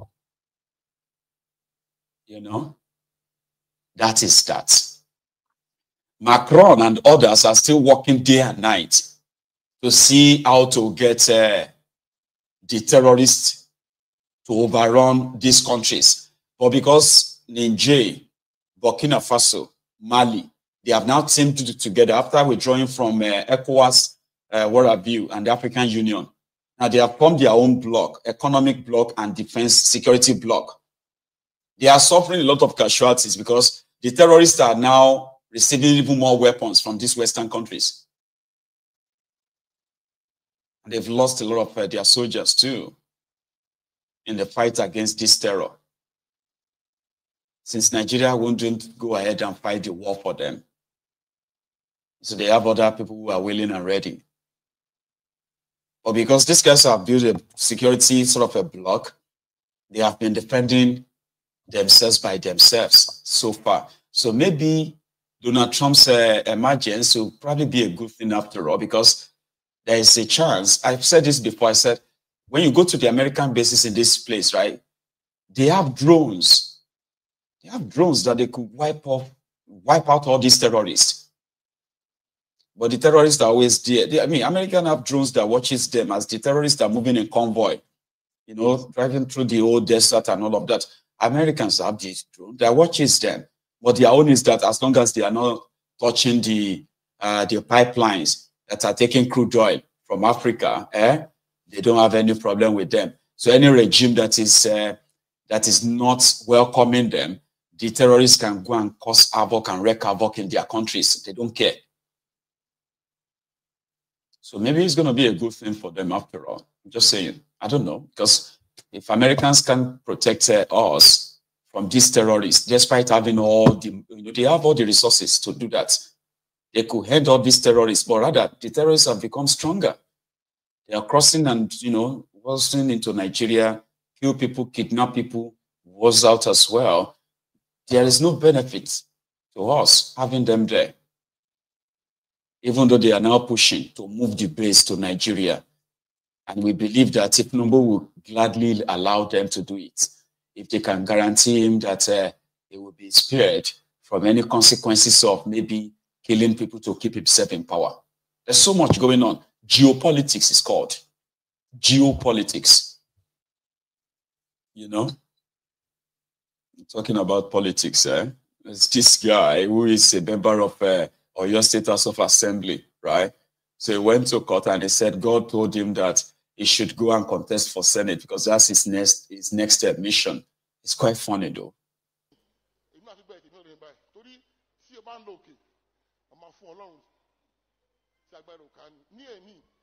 Now, nígbà tí wọ́n ní pé a ṣe èkejì, mo ní mi ò lọ ẹ̀kẹta mọ́, mo ti lọ ẹ̀kíní, mo ti lọ ẹ̀kejì. Ọlọ́run ni mo retí kó sọ̀rọ̀, iwájú ni mò ń lọ. Bọ́ ó ti ń sọ fún pé Fẹ́mi máa múra sínétọ̀, ṣùgbọ́n kò tí ì sọ jáde lẹ́nu mi. Ó wúwo bí òkè sọ́run ni. Bọ́ iṣẹ́ ìbóyè tí wọ́n ṣe nìyẹn, ó dàbí òkè sí ọ̀run ni. Tí o bá sọ àmì àbórí ẹ ti ń yí ni, ìwọ sí bo sínétọ̀ ń bàdàn. Bọ́ Ọlọ́run nìyẹn. Bọ́ lẹ́ni màá wá sọ gift bí fún sínétọ̀ ẹ̀ fọlọ́run. Ìdí ìyàkọ́ sùn ẹ̀, bàbá, wọ́n ní 3 million àbí 10% yẹ 300,000 màá fọlọ́run bí n sìn.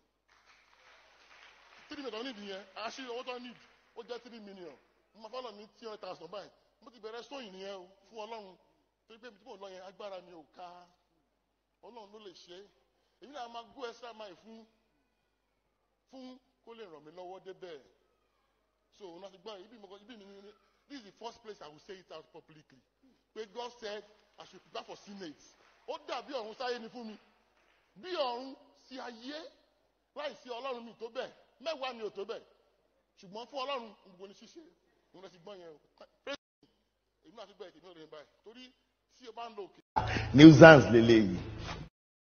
Sorry if you don't understand Yoruba, okay? That guy was saying that God told him that he should go and vie for Senate and become a senator in 2027.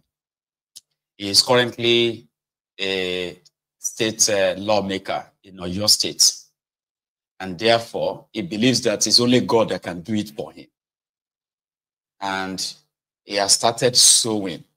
That the church needs 3 million naira. So he will give the church 300,000 naira, which is 10% of what the church needs as his own. And he will continue to sow the seed because he believes that it's only God that will make him a senator.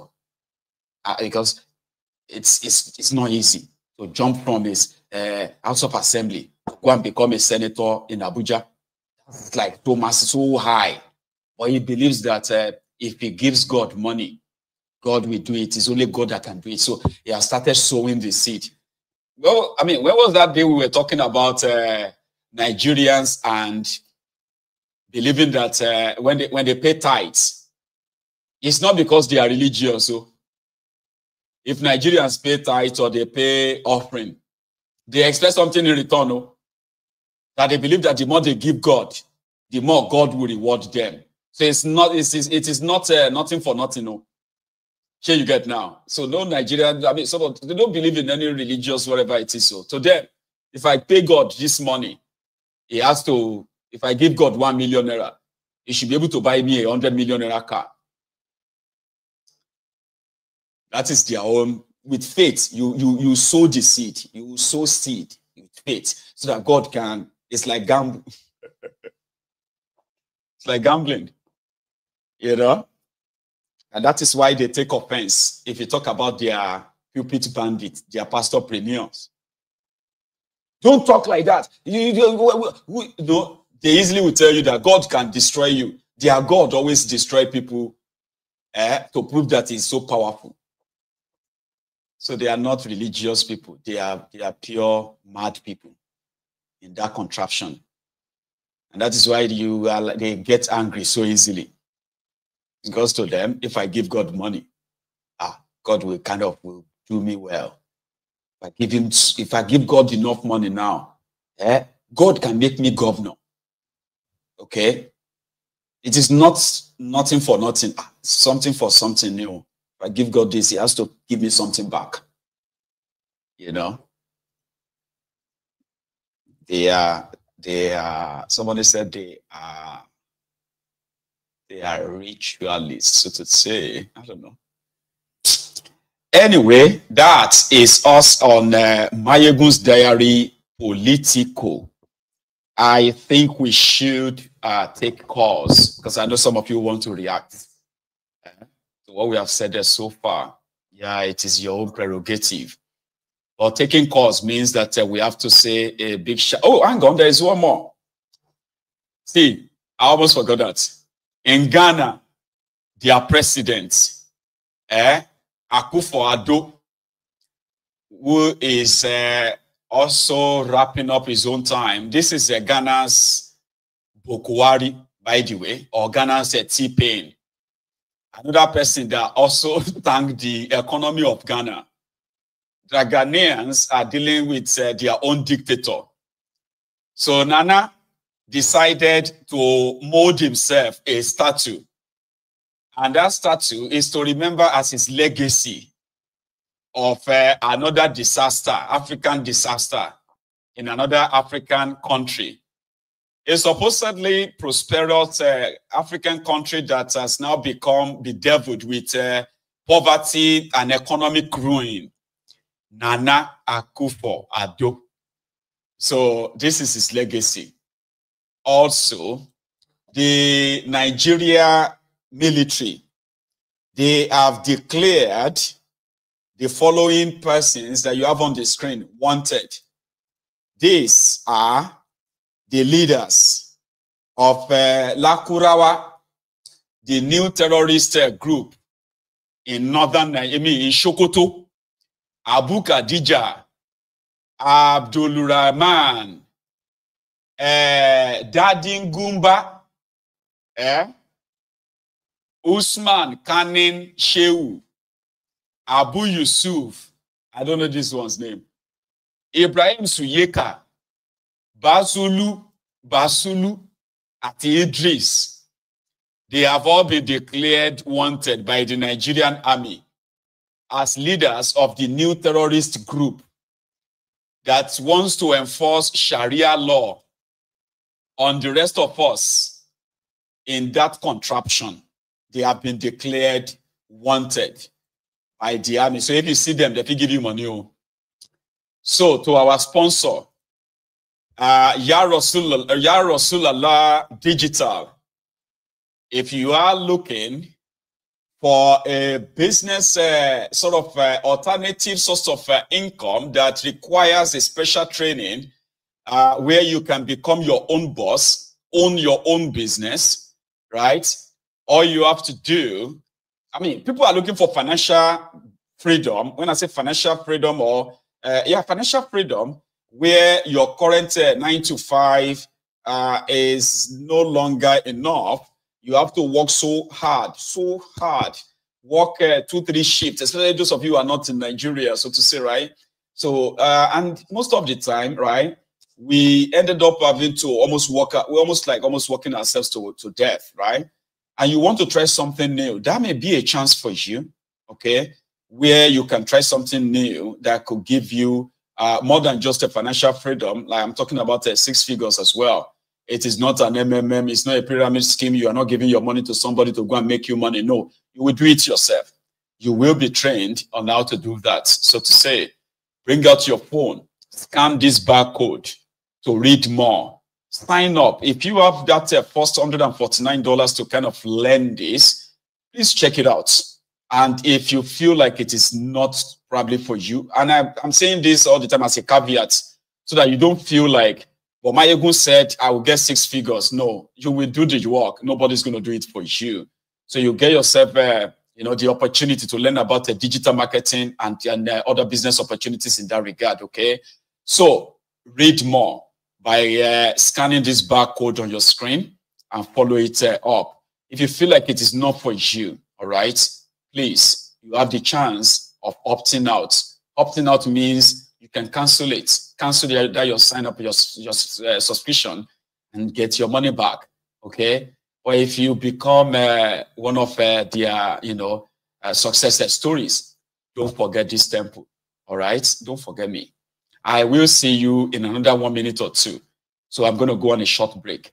So when I come back, we'll take us. And if you have to go, remember, like the broadcast and share it. Subscribe to my channel as well. If you haven't, okay?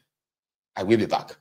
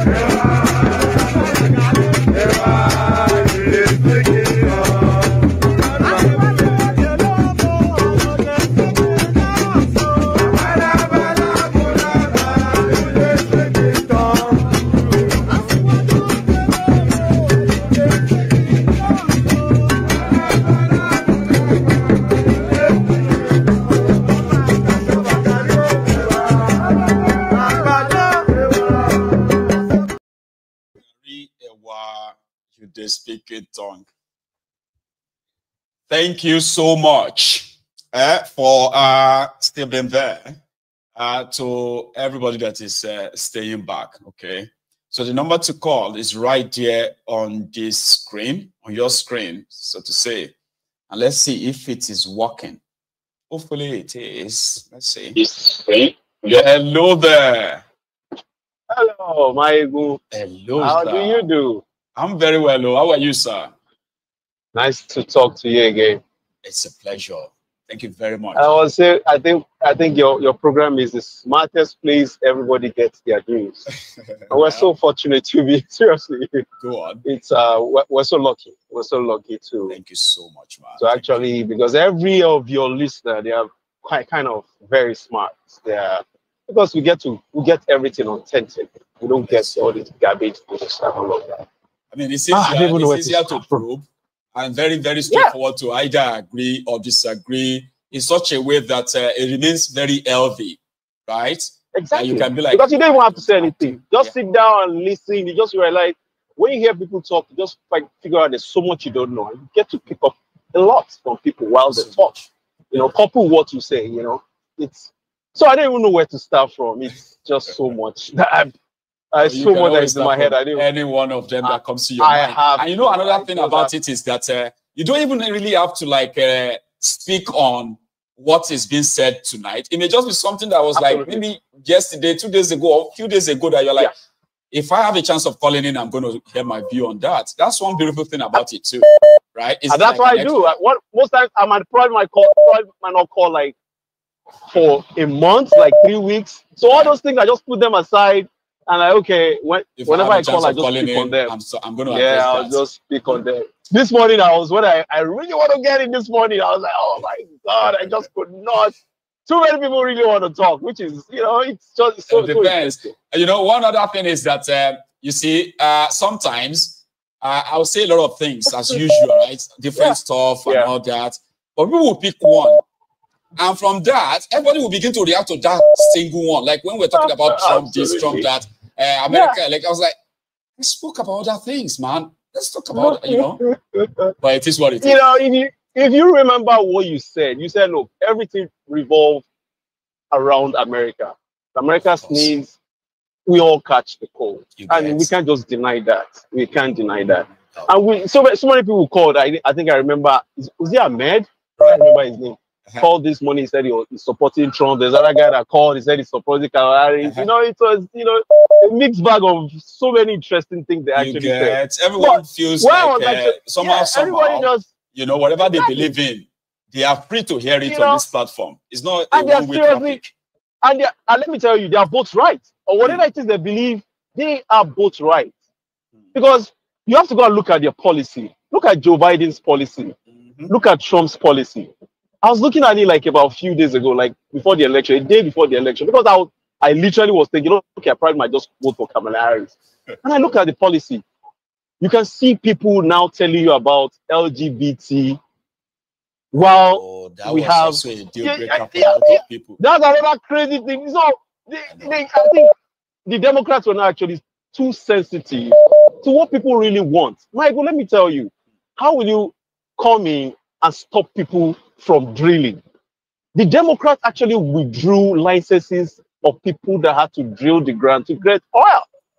It's just like Dangote stopping from, like, I'm not going to say Dangote, I can't even compare Dangote. It's just like people just like it's almost similar. You know, it's almost similar as well, right? That's exactly what I'm going to. If Dangote is patronized, for example, you know, let's forget other vices, okay? If it's being patronized, it's a good thing for Nigeria. It will actually not only help the economy, help the Naira, it will create jobs. But look at these guys, they prefer importation, creating jobs elsewhere. So it's almost similar. Michael, do you know America? Do you know they export oil? They do. Do you know Texas now, Papa. You know see, so Papa, when I was looking at Texas, you saw this refineries thing, refining or drilling. For Texas, it'd be like borehole. Oh my God! Like people drilling boreholes. That's what crude oil is like in Texas. Michael, there's a particular area you go to in Texas. Yeah. They call it, is it Pasadena? You probably might see up to 2,000 refineries. And they like borehole. Oh my God. Refineries, drilling oil rig, where they drill oil, it be like person they drill borehole, like Nigeria. Michael, guess what? You know you have families that just have boreholes in their compound. No, not even work there. They have borehole on their own land. All they need to do is you get the guys that do the borehole. They have their. You don't even have to because it's your land. You just need the license from the government. Get it from the government. Get the company that do the drilling. They're drilling whatever it is they get. You know you go on percentage. You get your share. But it's not Nigeria. It's not like Nigeria where everybody just the politicians share the whole borehole. You know, if you have a borehole, if you have in Nigeria, if you have a rig in your if you even have like oil coming out from your land in Nigeria, the government will take that land from you. It's not like that. What you need to do is the government cannot take your land. What you need to do is get an oil company, get the license or get the permit, get the license, then have these people coming, they drill, then you have your percentage. So, but this is what I'm going to. This is what I'm actually going to. The Democrats actually screwed up. They screwed up totally, because if you touch the energy, I'm talking about the petroleum price of Americans, they'll deal with you at the polls. If you touch anything that has to do with their petroleum, like anything they put in their car to move them back and forth, they will deal with you at the polls. Because if their gas goes up, the price of pump, what we buy at the pump goes up, it affects its spiral and everything actually affects everything everywhere, Baba. And that is why I'm going to Nigeria. That is when Russia decided to turn off the oil supply to Europe, we suffered it, Baba. We suffered it here. All right. No joke. You are absolutely right. So it's the same thing that is happening in Nigeria, where people are paying through their noses to buy fuel. It affected everything else. Everything. And now, you now look at Tinubu. Now they started. Now what they call it now? The subsidy on the petrol. I'm not even talking about the subsidy, but you have to now go ahead and touch what actually the engine room of the economy, which is what actually drives the economy. You know, it is the petroleum, it is the diesel, it is the gas, and you went ahead and touched it. Nothing will happen. Everything will be. It's going to stall the economy. At the moment now, the country is stalled because nothing is moving. Now they're actually nosediving. There's nothing happening in Nigeria. But that is that about Nigeria. But that is what actually happened to the Democrats in America. And all of that. The Trump people too. They are not so clean. They are not like they are saying. They're not perfect. But in a way, Trump actually knows what people want. People want low taxes. Nobody wants high taxes. People they don't want to work, and you're taxing them like almost about 40% of their money. They don't want that. I'm not saying taxes is bad. Tax is good. And in 1960, in the 60s, you know how much taxes Americans were paying? They were paying 79%. Almost all their money is what they are paying. Yeah, back in the 60s. But you know what actually happened then? What they actually used that money to do? Now they open schools. They have all the, these great minds. You're seeing like people like John F. Kennedy. You're seeing, in fact, the same thing. That is where you actually have these great, what do I want to say now? Like these great institutions where you have great minds coming out from. This is what they actually use this money to do. But institutions that were to but this time around, what America is. Exactly. But this time around, now you start raising their taxes. The rich in America, they don't want tax. They want you to bring down their tax to where they don't want to pay anything. Let me don't lie to you. I pay taxes. I pay my taxes even more than what Trump is paying. He's a billionaire. I'm not a billionaire, but I pay more tax than him. Yeah. Do you understand? But I don't have a problem with that. If they don't want to pay their taxes, but at least whatever it is he's saying to the people, it works. They like his policy, which is okay. I don't see anything wrong with that. What with the Democrats, it's their problem. I think they're licking their wounds. And they've made a lot of mistakes, and it's up to them. They are more interested about the environment and all of that. These are not things that people really. It's complicated, right? Or maybe not that complicated anymore because people knew what they wanted. You're right. So, Michael, I don't want to skip this very important issue. I want to talk about Nnamdi Kanu. Please. Look. Sometimes. If there's anything, people will have to, we all have pride, you understand? Now we have to start lowering our guard. Now we have Trump, right? I don't know if there's any millionaire or any billionaire that actually listen to your program. I don't know if there's any of them that listen to your program and support Trump. Now I'm talking about lobbying. You said something about Elon Musk this morning. You know he supports Trump, right? And like never before. One reason why he supports he threw everything at one it. reason, yes, one reason why he supports Trump was because one of his child used to be a girl. No, is he a boy or a girl? I think he's a boy. It's a boy. He now turned to a girl. He's a boy, right? Yeah. Now turned to a girl. One reason why he actually said, no, this is stupid. This Democrat are actually trying to kill our kids, you know.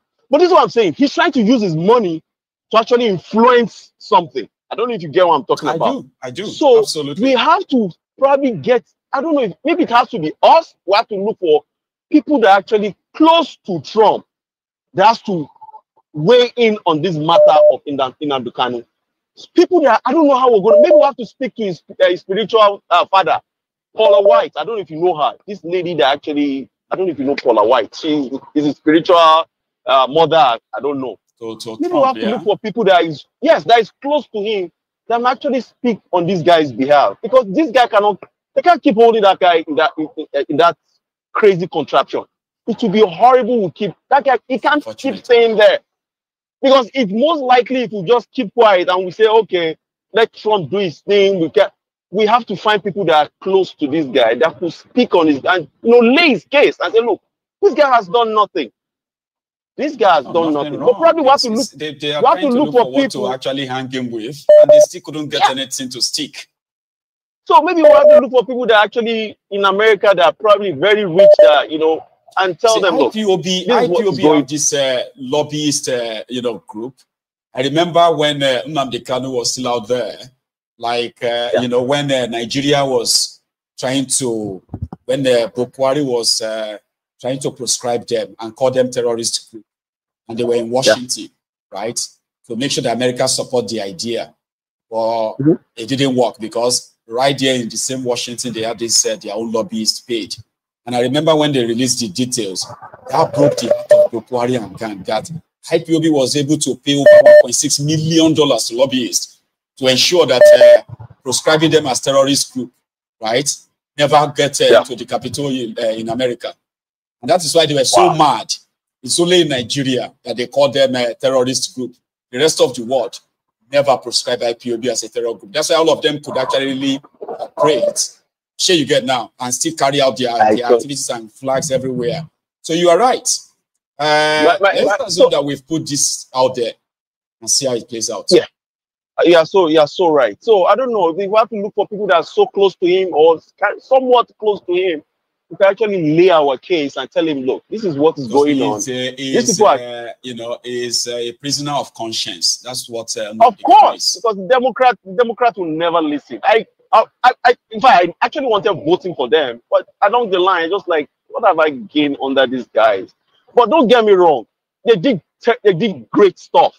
Joe Biden did a lot of stuff. We're talking about insulin. Insulin used to be like almost $500 per vial, just a little vial. I know. Now it's $35. That's massive. So that's why I'm saying, if you look at their policy, it's like they are for the people, but they just went over the board.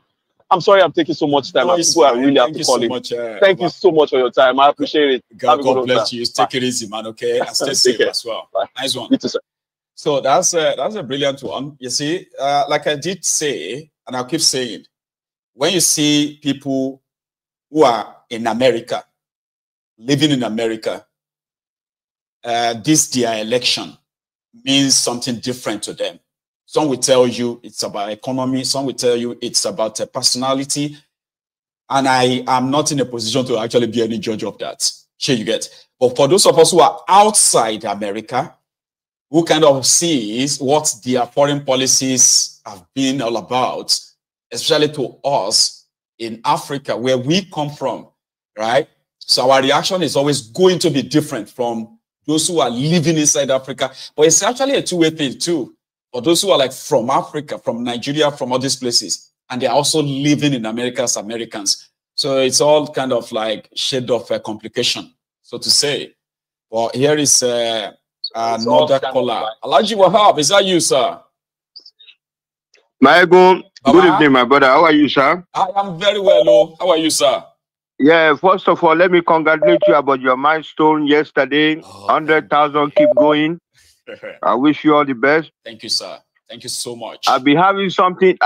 You know your show, what you talk in the afternoon, in the night, as another pace, everything just coming back.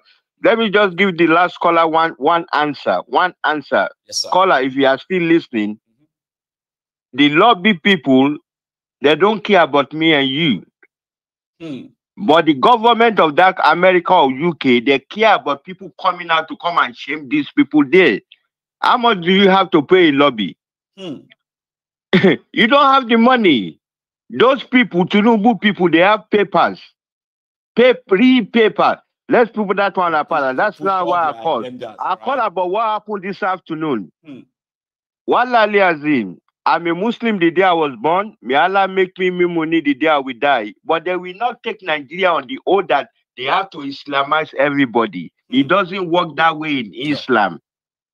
If Sokoto, Sokoto, whatever, Sultana Sokoto is still living today, if he's still living tonight, if they don't release that woman tonight, which means they too, they are not practicing Islam. They are just bunch of hypocrites. The vice president, the Sultana Sokoto, every malam in the Sokoto area, the lady Ahmed said they kidnap or they hold, they have to release that lady because the lady didn't do anything. No. He just accused them of, if that is your sister, what will you do? The Prophet Muhammad sallallahu alaihi wasallam used the same term.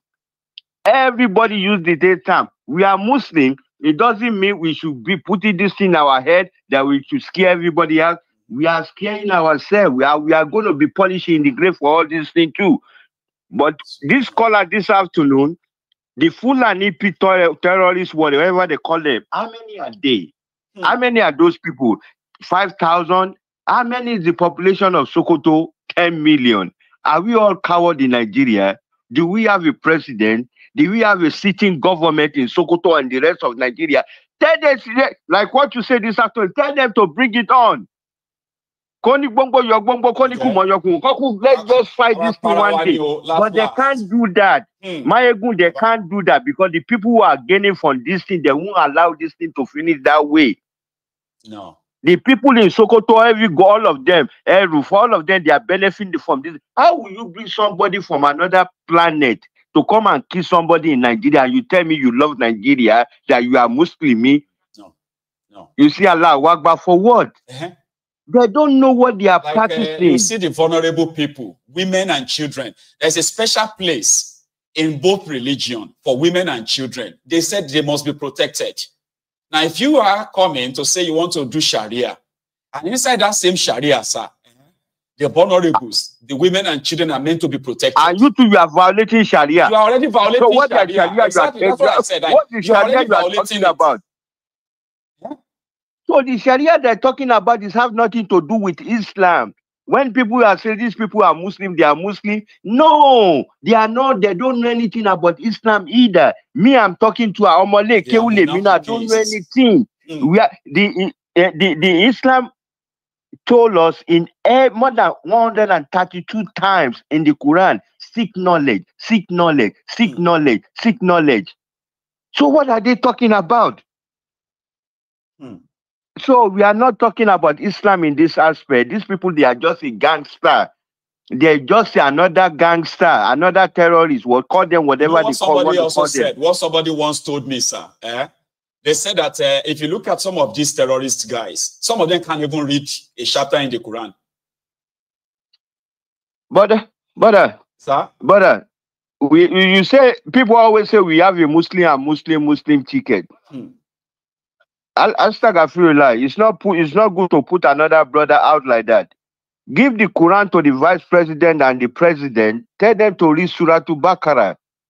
Or if they just want to, you just want to hear them. Tell them to read the last 5-10 last chapter of the Surah or last 10 surah of the Surah Quran. Just give them the Quran. All those kinds Muslim ticket we are talking. We don't know what we are talking about. You are just making mockery about people like me, about all the Muslims standing up. And the only one thing, there is no Muslim scholar in Nigeria. As for me, If they can't stand up and talk about this thing, anytime they hear about it, they are coward. Because that lady they hold, that's what they call jihad. That lady stand up for his own jihad and say what you are doing. If it is you, is pointing finger. That lady is a real jihadist. We all are a bunch of hypocrites. We are a bunch of cowards. If Sultana of Sokoto is still alive today, if they don't release that lady tonight, that woman, Sultana of Sokoto, listen to me, you are going to hellfire. Allah subhanahu wa ta'ala will ask you on the day of Kiyamo, what do you do about this matter? Period. It's not about that. But at the same time, I'm going to finish up. You know, for the last 2 weeks, I've been trying to call. Let me tell you something. You see, all those boys, they hold them in court, they faint, all those things. Those children. I have a faith. I have a belief. The Dondana, they will stand up one day. They will start the uprising. And this lady today is show something is boiling over there too. The people can't hold it anymore. So, if you're talking about Nnamdi Kanu, they hold Nnamdi Kanu, they don't hold Nnamdi Kanu. Una, start packing your bag. Sit at home. It's working. It's going to work. It's going to benefit for you. That's what you need. All this lamenting, they hold my man. I pity Nnamdi Kanu too. It's not supposed to be there. But people have to stand up home and abroad before this thing can figure up. If you say, oh, we the gentleman, I know what, nah, you still crying. We are just playing ourselves. My God, thank you for your show, though. I always listen almost every night. You have a thank good you, sir. Man. Good night. Everybody that contribute too. I like all your contribution, though. Nice one. You. Stay safe, Baba. You have a good one, sir. Yes, sir. So that's Alhaji Wahab from London. Hang on. Let me keep this our line pretty much more open. Here is Prince Adebayo from Sweden. Is that my you? King. Yes, my king. Good evening. The Prince. How are you, sir? My king.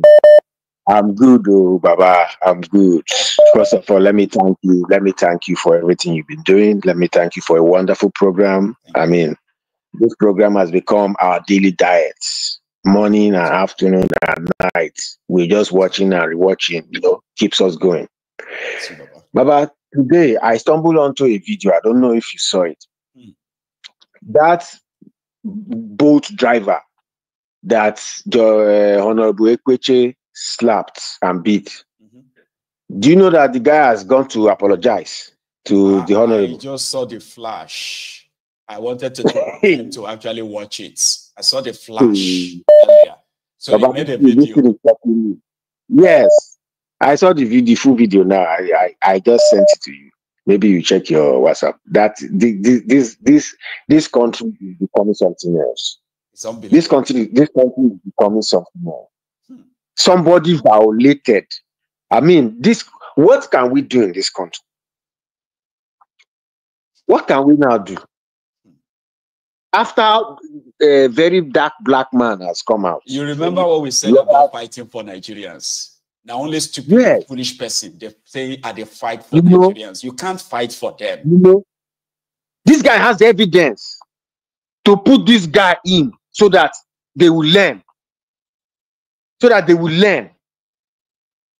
A country where they don't do anything for you and they still slap you on top. Oh my God, Baba, I've been watching your program. Everything you said today, you know, I don't know what to start. I don't know where to start from. The country is upside down.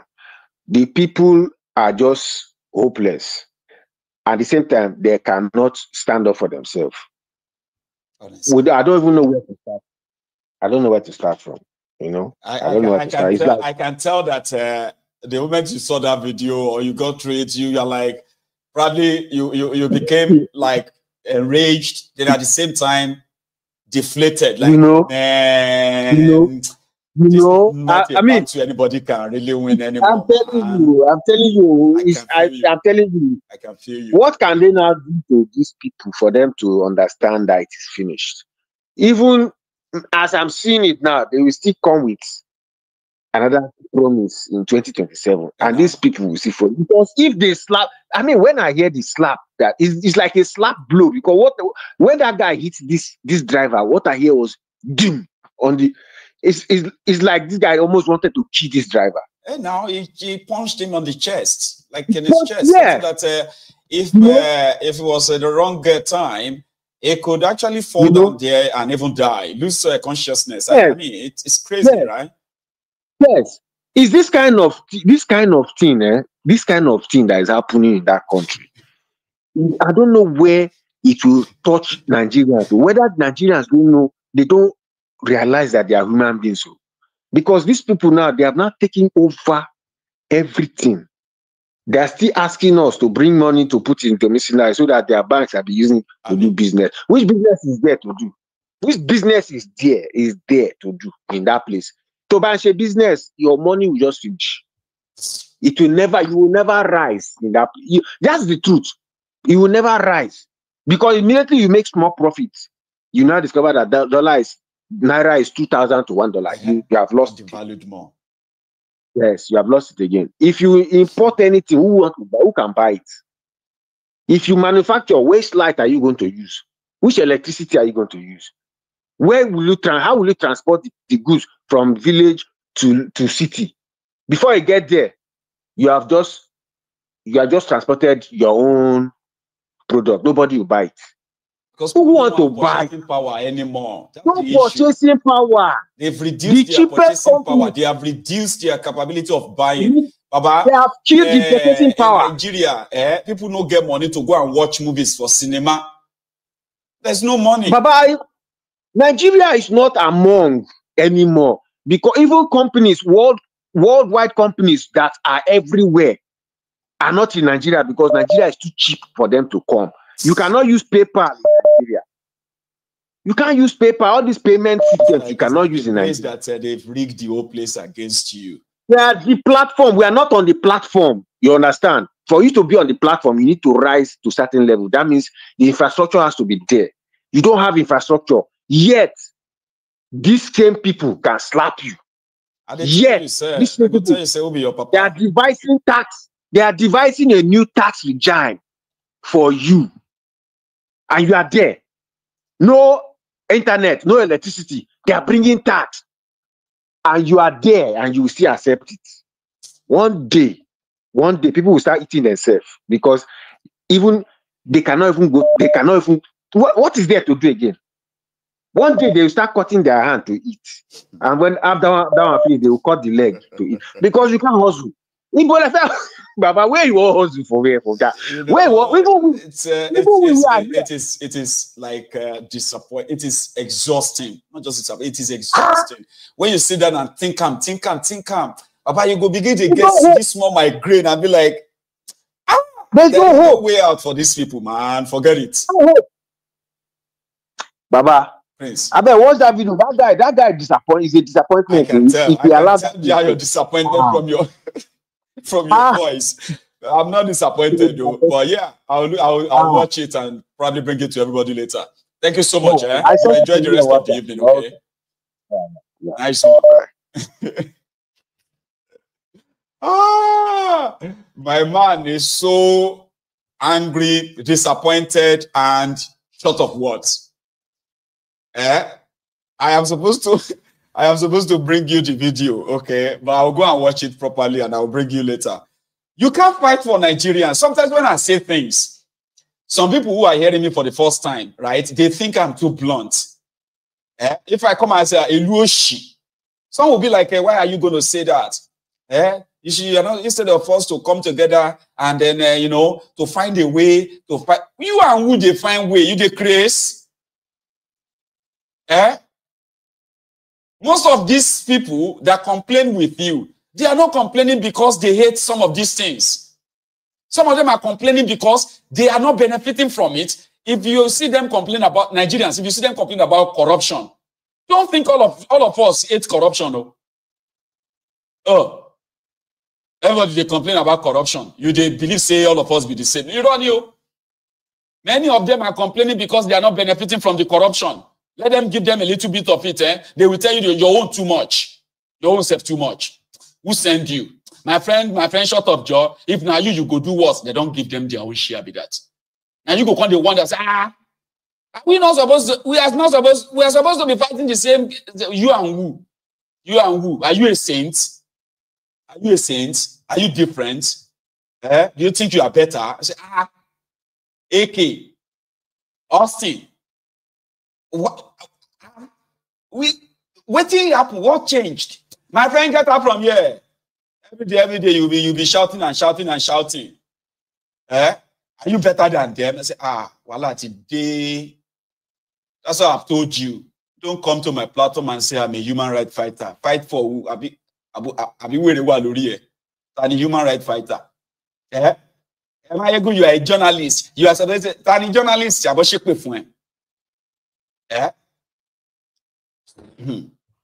Hello there.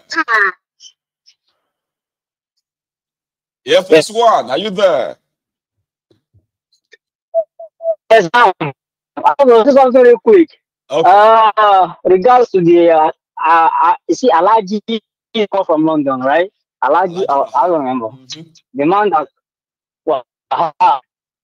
see, for the first time in my life, I traveled to the Middle East, sometimes around August, okay? Right. And I went to Dubai with my family. And I've never seen the man who is the king of Dubai before. So, but when I get to that country, I didn't even know unconsciously pray for that man.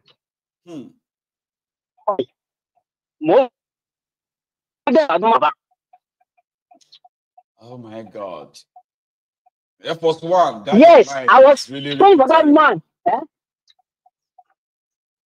Oh, can you hear me better now? Well, that one was better. I hope it stays that way. Continue. Okay. Okay, so I went there, and I was, like I said, I don't even know when. Unconsciously, I started praying for that man.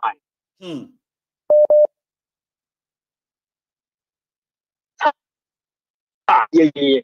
And this is one. My sister-in-law lives over there. I was saying to her husband,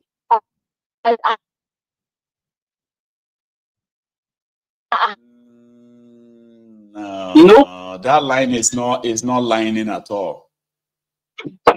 Hello? Yeah, are you using earpiece or something? Because sometimes they can be the messy one. It keeps going back up. No, let me see. Really grab what you're saying.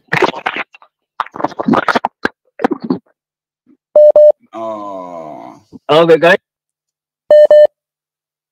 It is that bad. Hello? Let's try it again, okay? Let's try it again. Air Force One. I have another person on the line. Hello.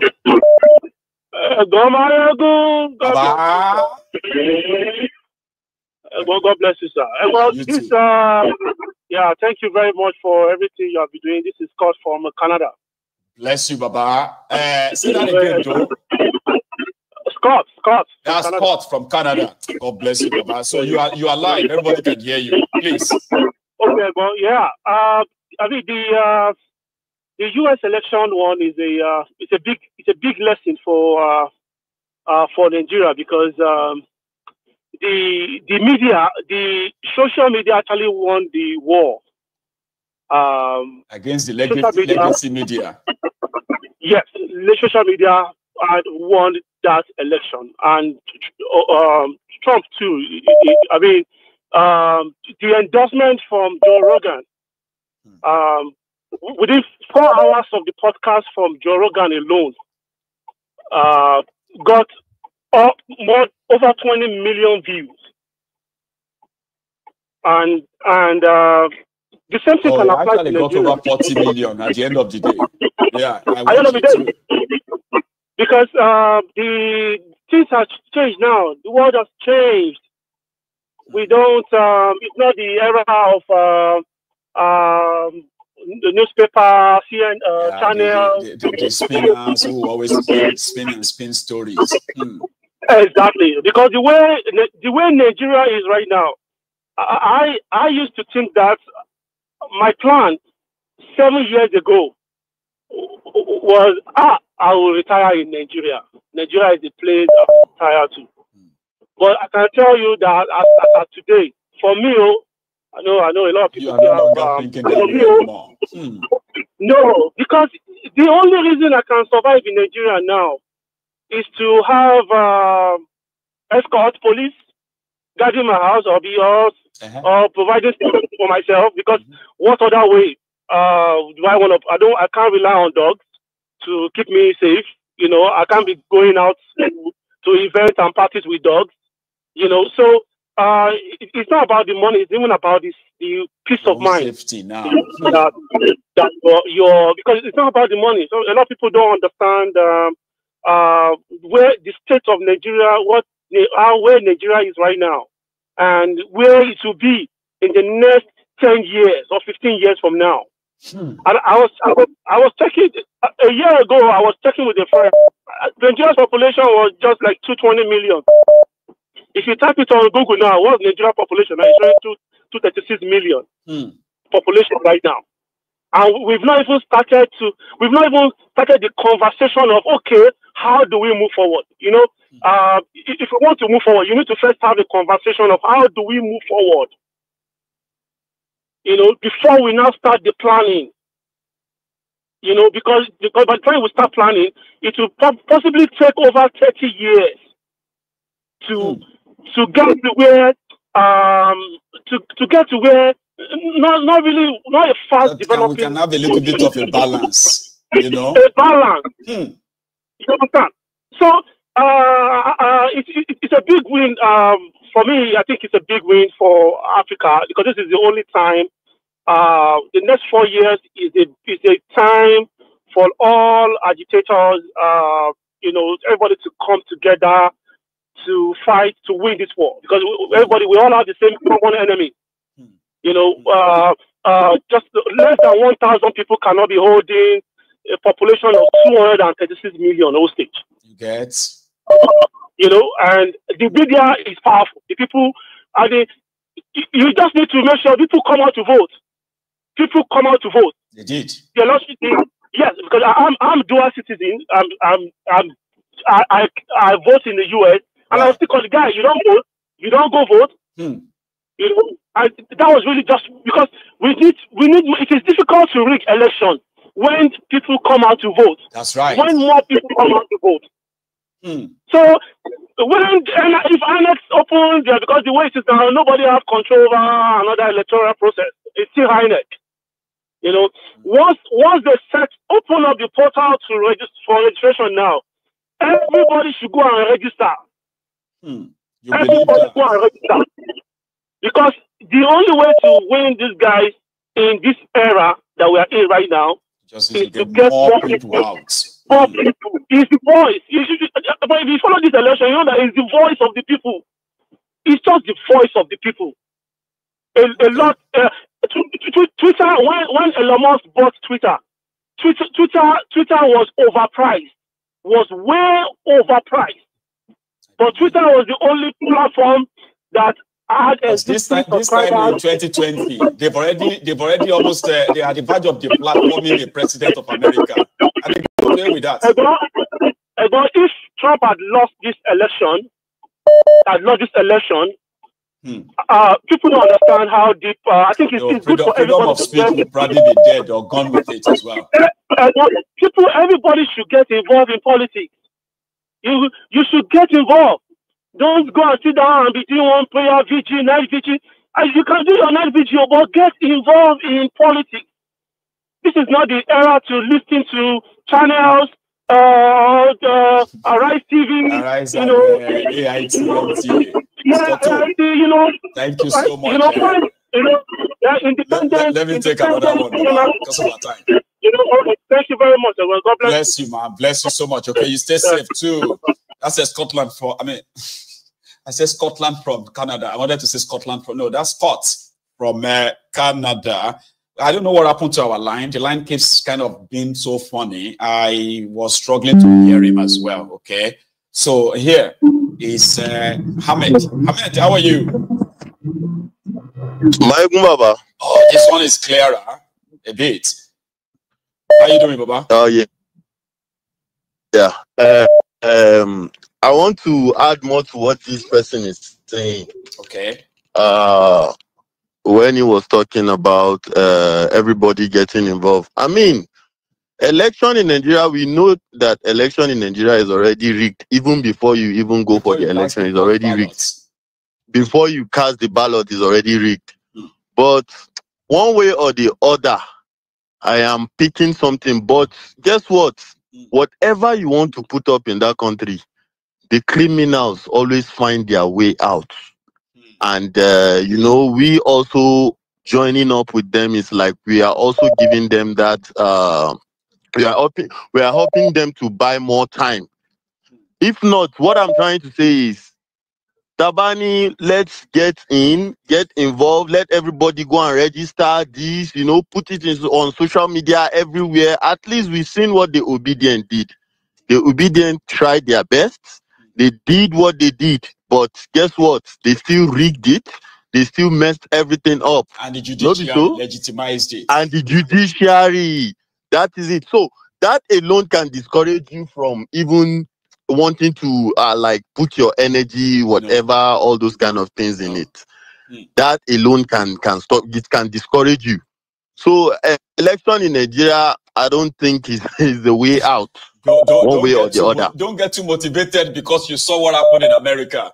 America is not Nigeria. We all need to be exactly Nigeria. As for your eye, you they look and they go do you abracadabra. The more you see, the less you see. The more you look, the less you see. The more you look, the less you see. The more you look, the less you see. The more you look, the less you see. The more you look, the less you see. Nigeria is a place where you go to see black. And everybody there is saying red. You can't be red. I mean, they mad, you need. I don't mad. Help me, help me. Exactly. You get exactly. People they cancel election. They say, so they cancel the election in a polling unit and the other places. And as they come on social media, they see result of their polling unit for social media. They say, we no vote, oh. They say they will continue the vote tomorrow. INEC don't announce result for them already. Amaewhule, where you dey? Person will contest for Edo State election. We be saying contest, and then they give him 0 votes. That means no matter what, he go get family will vote him now. I think himself go vote himself. You understand? But they give us 0 votes. Where his own vote go? Go say in family self no like him. Where in own 1 vote? Where he go? The guy went from the to contest governorship. So election in Nigeria cannot work. Let's just be straightforward with ourselves. Let us get carried away because of this exactly. Elon Musk and Donald Trump and America. If you see what Elon Musk did, you know, they used the power of media and it worked out for them. Elon Musk gambled and in gamble pay him. You get how many billionaire on a get with the gamble because they feel like they are doing what they are doing. What Elon Musk is doing, it's not as if Elon Musk, whatever, everybody can have their own idea, or you can have whatever you have in mind. Now because of they say they won't make money, which money Elon Musk never make. But I feel there is something they want to bring for the people, and they feel if we are not in government, we might not be able to achieve this. I think I should support this person, giving my full support with my full chest. Waiting go happen, make it happen. But I go support them so that make we come government, make we do what we want to do for the people. So that is why I felt Elon Musk gave everything he had into this election.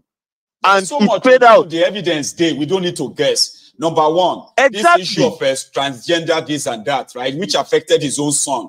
The second one in California, exactly. Baba, they have like about 40 court cases, judgment against his businesses. They had to start moving his business out of California to other places in America. And it felt like if these guys are always treating their supposed opposition like this, it's just going to be a matter of time before they will come for you who are billionaires and all that. So he went on. That's part of the reason why he went all out for Donald Trump. And Amaewhule, you see, there is one thing. I think if people haven't experienced some things in this life, maybe sometimes they will not understand how all these things works. I happen to pull my my 2 daughters out from school. They are homeschooling right now because there was I want you what you are your guys this kind of attitude of say gender can relate because that thing it be like saying one begin thought I quickly notice. I say, oh yeah, law school more from home now you're gonna go to school and I'm not go to the mingle with all these people again.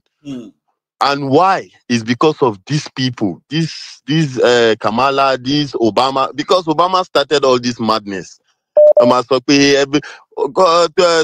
said, "I only recognize two." Look, everybody can be what. If you are a man, you want to be a woman. Nobody, you can be what you want to be. Now your own decision be that. But there is no way where we say children go. Don't bring our children into all of this. Exactly. Go and do your thing. There is no way we wanna go. They one day give them that kind of right. Oh, the children they cannot drink alcohol until they are more than 18 or they are 21 or 20 or so, but they can choose the agenda at the age of what age? You madness one here. And one thing Donald Trump said that I respected was Donald Trump said he only recognizes two genders, the man, the male and the female, which is right.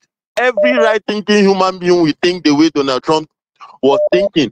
So me, I don't understand where all these people, where they get their old. Thank you. It just shows that shows that Americans know what they are doing. That's why they brought back Donald Trump. Anyway, and majority of you have spoken now. So yeah, one more thing, Maegu. One more thing, Maegu. You see, as a soldier, people need to understand this. I'm talking as a soldier now.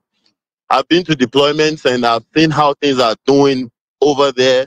Maegu, if you see how much the United States are spending outside the country, you go open and say, wait till they happen now. This kind of money, America is losing money into all this nonsense everywhere where we say no to consign them.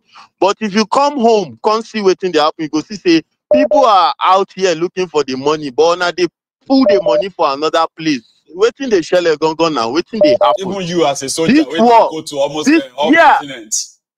Maegu, this war that broke out between Ukraine and Russia, if Donald Trump was still there, Donald Trump will still manage this thing. It will not be this way. Even though it will break out, it will not be this way. Donald Trump will manage it. But guess what? They were looking at Donald Trump, he's an ass licker, they fear Putin, all those nonsense with that lady they talk that time, say he's befriending Putin, he cannot make decision, all sort of nonsense. Decision that will cost you guys a lot of money, that like is costing people right now, costing you guys spending billions of dollars outside the country. Now madness now. Which kind of nonsense be that?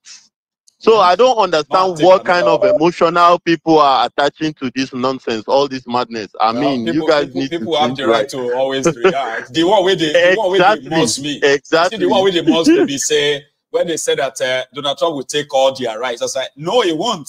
It doesn't even. Why? Why would he do that? Why would he do that? Even know the America, no say your second amendment is so powerful that the whole of America, the whole of America can turn against him if he attempted to change it. The whole, including those. Second amendment, third and fourth amendment. Anytime anybody tamper with them, it go automatically turn to the enemy of the people. You know now. I swear to God, now wahala you won't cause. So how could anybody not know that? You won't talk. See, Anyway, I'll leave you to it. Let me take another one. You stay safe there. Take a visit. So I have another caller now. Oh, I'm going. Is that Air Force One? Yes, about me.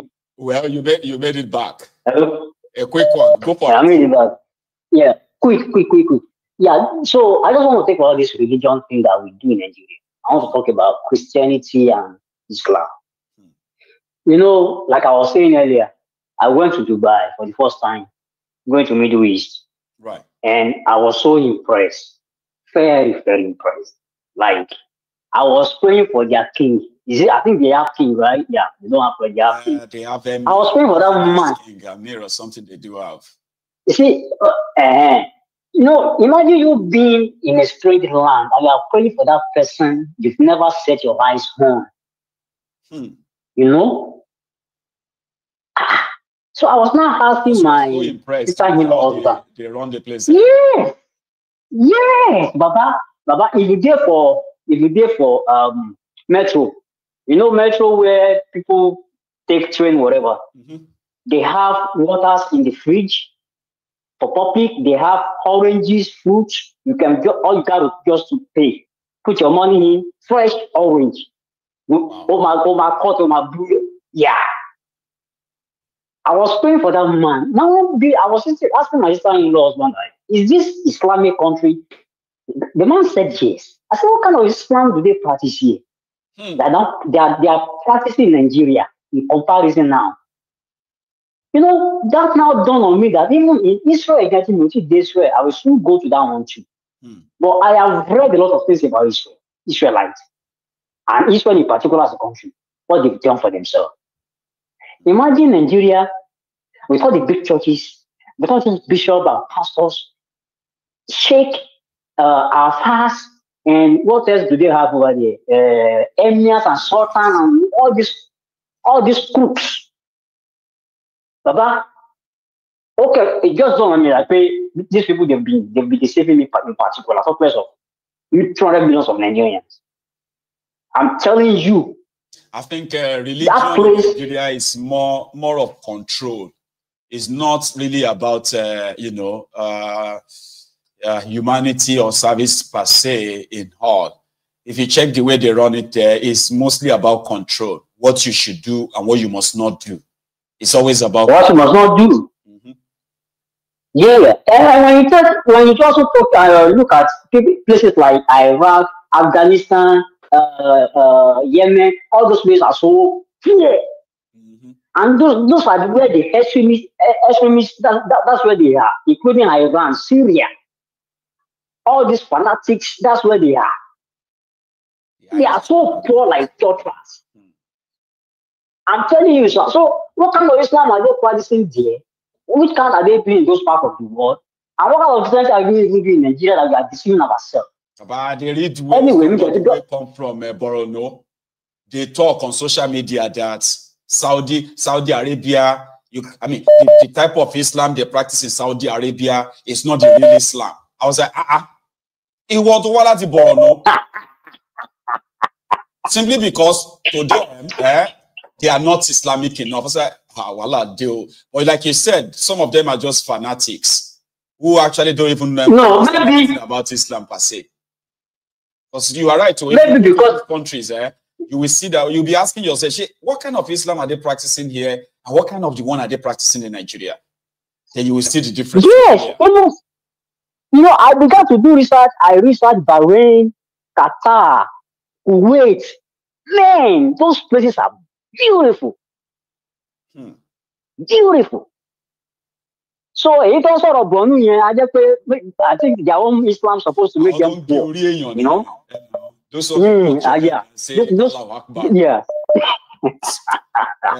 Thank you so much. Baba, thank you. You stay safe anyway. Nice one. I have another caller. Hello there. Yeah, Mr. General. Yes, sir. I'm happy to have you again. It's over 3 to 4 years, Mayegon. I'm being privileged to come on air again. I was like, oh, today, how are you? Well, let me speak to the entire world through your media again, my brother. It's a very good opportunity. Yeah, I listened to the young man that called from Canada. I'm also calling from Canada. Right. From the productive city of Toronto. Wow. Cool. Yeah, my brother. Yeah, let me speak to Nigeria. The young man that called from Canada, I want to correct one impression. You know, we black people, we have this problem. We think that we must resolve our problems like European. That is why we are still slaves till today. That's where we get it wrong, my brother. The young man that called you is telling you how Donald Trump won election through internet, how internet influenced his election. I supported Donald Trump, despite the fact that I'm not an American and I don't have the right to vote there. But I supported him. You know why? Why? Because of his foreign policy towards Nigeria. That's all. Fighting for the less privileged, stopping terrorism, and supporting freedom. He talked about Christians, the killing of Christians. These are my points for supporting him. among the contestants, he's the only one that protects my interests. Now, let me go back to the young man. Yep. How, for many years, elections have been conducted in Nigeria. Mayogon, can you be sincere and Nigerians be sincere to themselves? Is there any election in Nigeria that has not been rigged? There is none. There is none. We just had a election. They are going to have Ondo election soon. And guess what? Everything that happened in the Ondo election will be a child's play to what will happen in Ondo. And all of us will go back to default mode again and say, man, this place cannot be helped. Thank you, my brother. There's a simple language in computer appreciation. Those of us that knows computer, when you start, they say that there's a simple language that say garbage in, garbage out. Get me? The people that control your PVC are your so-called political leaders. The information they will give to you, if you like, go and gather, stay on the internet and make all the noise. It will land on their table. Remember before the election that came in, they told you that we were going to have what? Transmitter. Yes. I read. Brother, I read and papers. Nobody can rig it. It's brother, it was time to now collect results. They turn them off. Look at my own brother. I'm an Igbo man. My own brother, the so-called political criminal called Ojo Zokalo, the slave appeasers. He said something after being a governor for 8 years in a state, a very productive state of Abia State. This same shameless idiot came to Senate and told you that some communities in his village doesn't have light, that they cannot walk to. These are people this young man in Canada is encouraging youths to go again and give their destiny for 4 years again. My brother, there comes a time in a man's life when you face the truth no matter what. Nigeria is not workable. It's not a sin if somebody say it. No matter how biased you people want to be or the Africans want to be, you can't solve your political. Well. Yes, no. Because when you speak, they always see that biased perspective. He's speaking because he's an Igbo man. He wants the division of Nigeria. My God, today news said that many people died in Kwara State or Katsina. I've forgotten where they fired that many people. Is there an internet that covered it? No. No. Why are we deceiving ourselves? How many communities in our place have access to internet for people to be able to influence those in the interior or remote area so that they will know what is happening? There's no internet there, for crying out loud.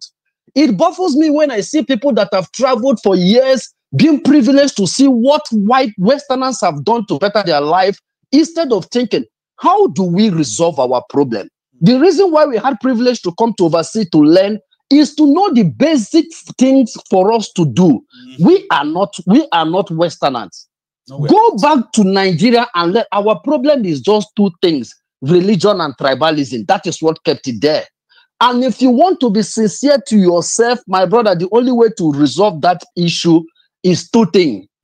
Come back together, decide that we are going to live equal as people. Without that, my brother, break the country and let everybody go. Stop romancing, patching. Stop romancing, patching, get PVC. By next year or 2017, 27.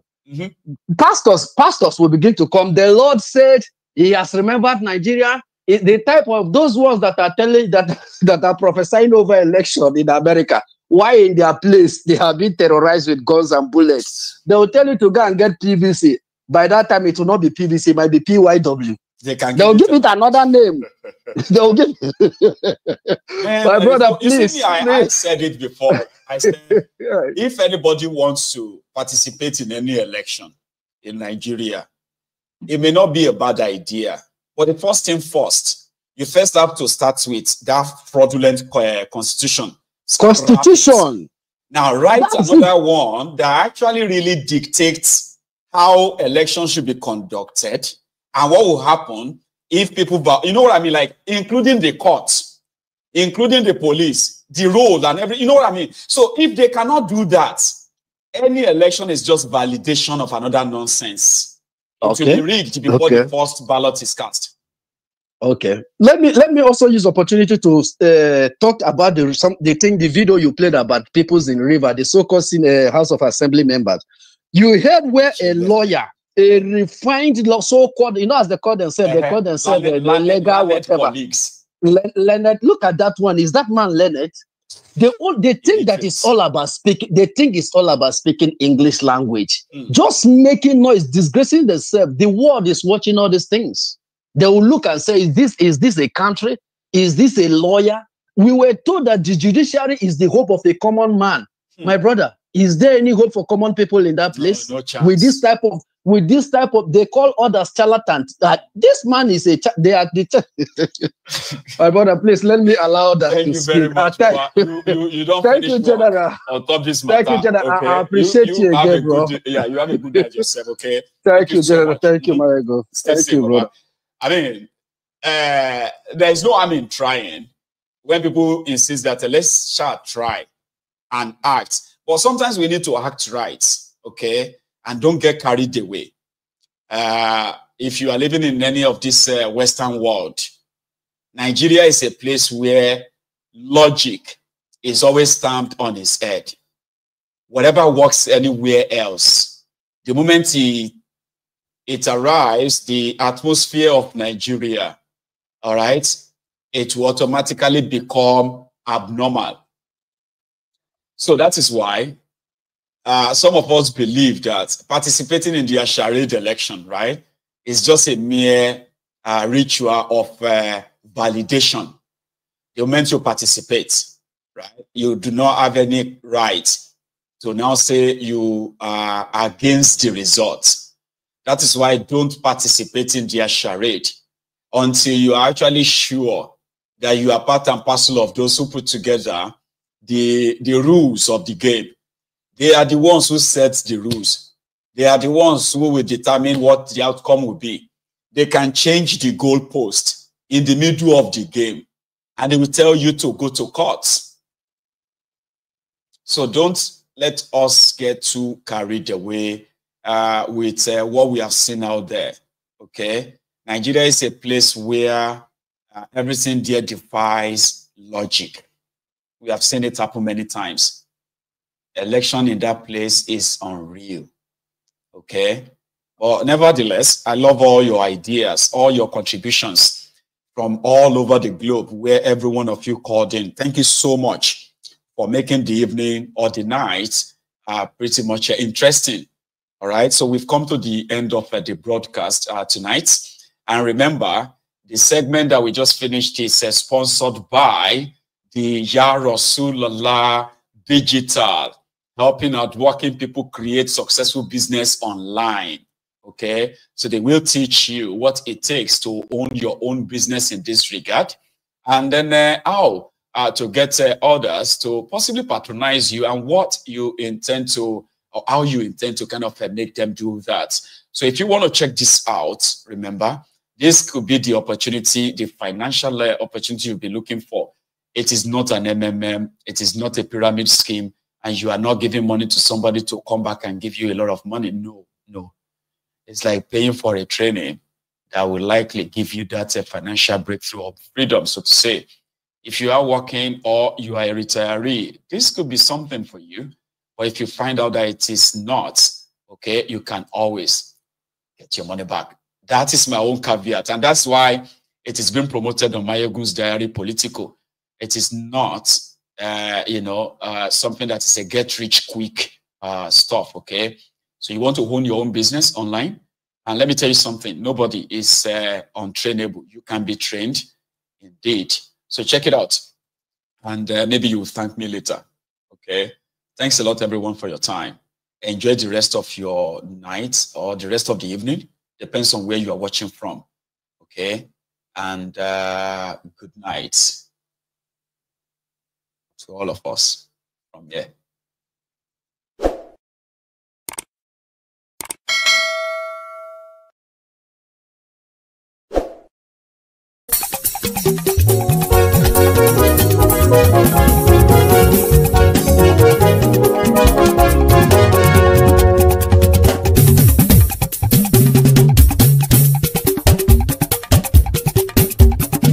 Mayegun làwa mọ̀ la mọ̀ tó dòdòdò.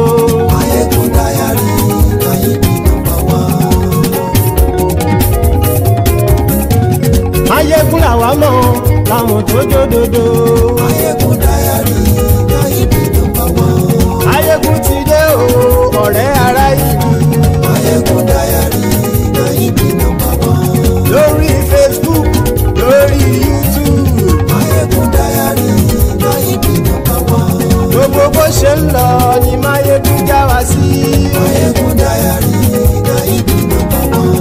àṣírí ọ̀jẹ̀lú kì í bò níbẹ̀ o.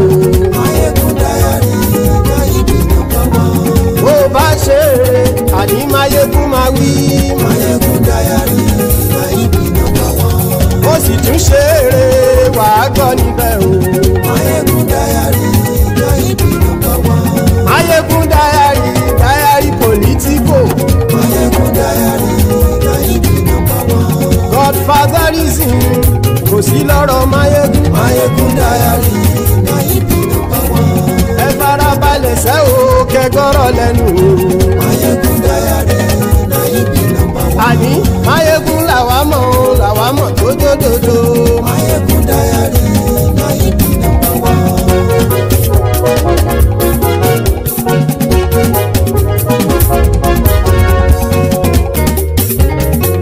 Àní ẹ̀sùn rákì.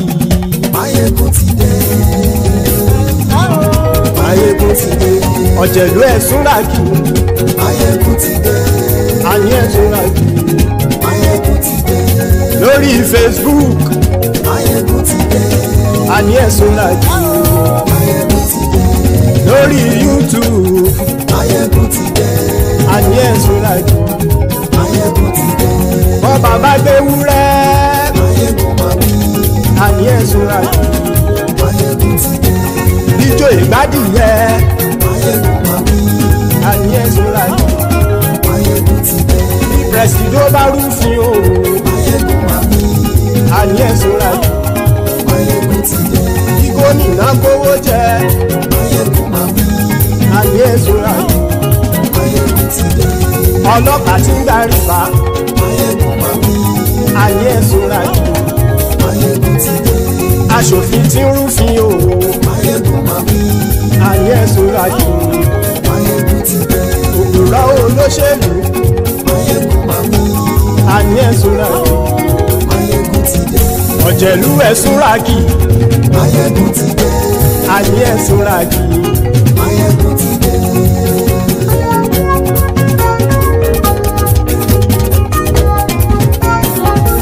Máyégún ti dé. Gbogbo ọ̀jẹ̀lú ẹ̀sùn rákì. Máyégún ti dé. Gbogbo ọ̀jẹ̀lú ẹ̀sùn rákì.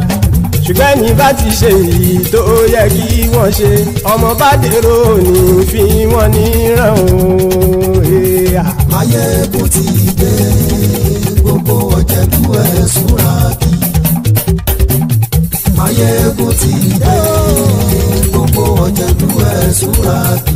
Ṣùgbọ́n ní bá ti ṣe èyí tó yẹ kí wọ́n ṣe, ọmọ bá dèrò ní fi wọ́n níran. Wọ́n fowó bẹ́ẹ̀ o. Máyégún ó sọ pé wọ́n ò fẹ́ bẹ̀. Wọ́n fowó bẹ́ẹ̀. Máyégún ó sọ pé wọ́n ò fẹ́ bẹ̀. Oníkan ṣáàtì ṣe èyí tó yẹ kí wọ́n ṣe. Fáwọn ará ìlú tó gbé wọn débẹ̀ o. Ayé.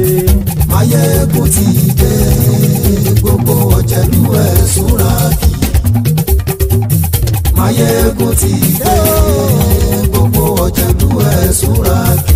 Ṣùgbọ́n ní bá ti ṣe yìí tó yẹ kí wọ́n ṣe, ọmọ bá dẹ́rọ̀ ò ní fi wọ́n níran. Kì máa yí ṣeré, ọ̀rọ̀ yìí kì í ṣẹ̀fẹ̀. Kì máa yí ṣeré, ọ̀rọ̀ yìí kì í ṣẹ̀fẹ̀. Ẹni bá ti lè lẹ́bọ̀ lẹ́rù o, ọmọ bá dèrò kàṣàyè tú wọn síta. Máyégún ti dé. Gbogbo ọ̀jẹ̀lú ẹ̀sùn rákì. Máyégún ti dé. Gbogbo ọ̀jẹ̀lú ẹ̀sùn rákì. Ṣùgbọ́n ní bá ti ṣe yìí tó yẹ kí wọ́n ṣe, ọmọ bá dẹ́rọ̀ ò ní fi wọ́n níran. Tẹnitẹni ọmọ Máyégún ọ̀rẹ́ ara ìlú mọ̀mọ́ ni mo fọlọ́run ṣọ́ ẹ̀ bá kìlẹ́bù. Lóòótọ́ olódodo ìlú ọ̀tá ìlú mọ̀mọ́ ni ìwọ ṣá máa ń ṣọ́ra kò sì mọ́ bẹ̀rù. Bọ́tà ń lè rí bóníṣègùn lé káwọn mọ̀mọ́ fi ṣera wọn ni ó ti dẹrùn tí wọn ò gbọ́dọ̀ sì mọ́ bẹ̀. Èèpo ọ̀gọ̀ lọmọ bá dérò tàjẹ́ ò gbọ́dọ̀ jẹ́. Ó ti dọba lórí àbínú ẹni kò sì mọ́ bùyà. Àìsíwọ̀lú ní ẹnìkẹ́ ìgbódì ẹyin lábàrá o. Ó kó ẹni tó bá dán wò á kàmù. Mayegun ti dé gbogbo ọ̀jẹ̀lú ẹ̀ túnra kì. Mayegun ti dé gbogbo ọ̀jẹ̀lú ẹ̀ túnra kì o. Ẹni bá ti ṣe èyí tó yẹ kí wọ́n ṣe ọmọ bá dèrò òní fi wọ́n níran o. Mayegun ti dé gbogbo ọ̀jẹ̀lú ẹ̀ túnra kì. Mayegun ti dé gbogbo ọ̀jẹ̀lú ẹ̀ túnra kì. Ṣùgbọ́n ní bá ti ṣe yìí tó yẹ kí wọ́n ṣe ọmọ bá dẹ̀rọ̀ òní fi wọ́n níran.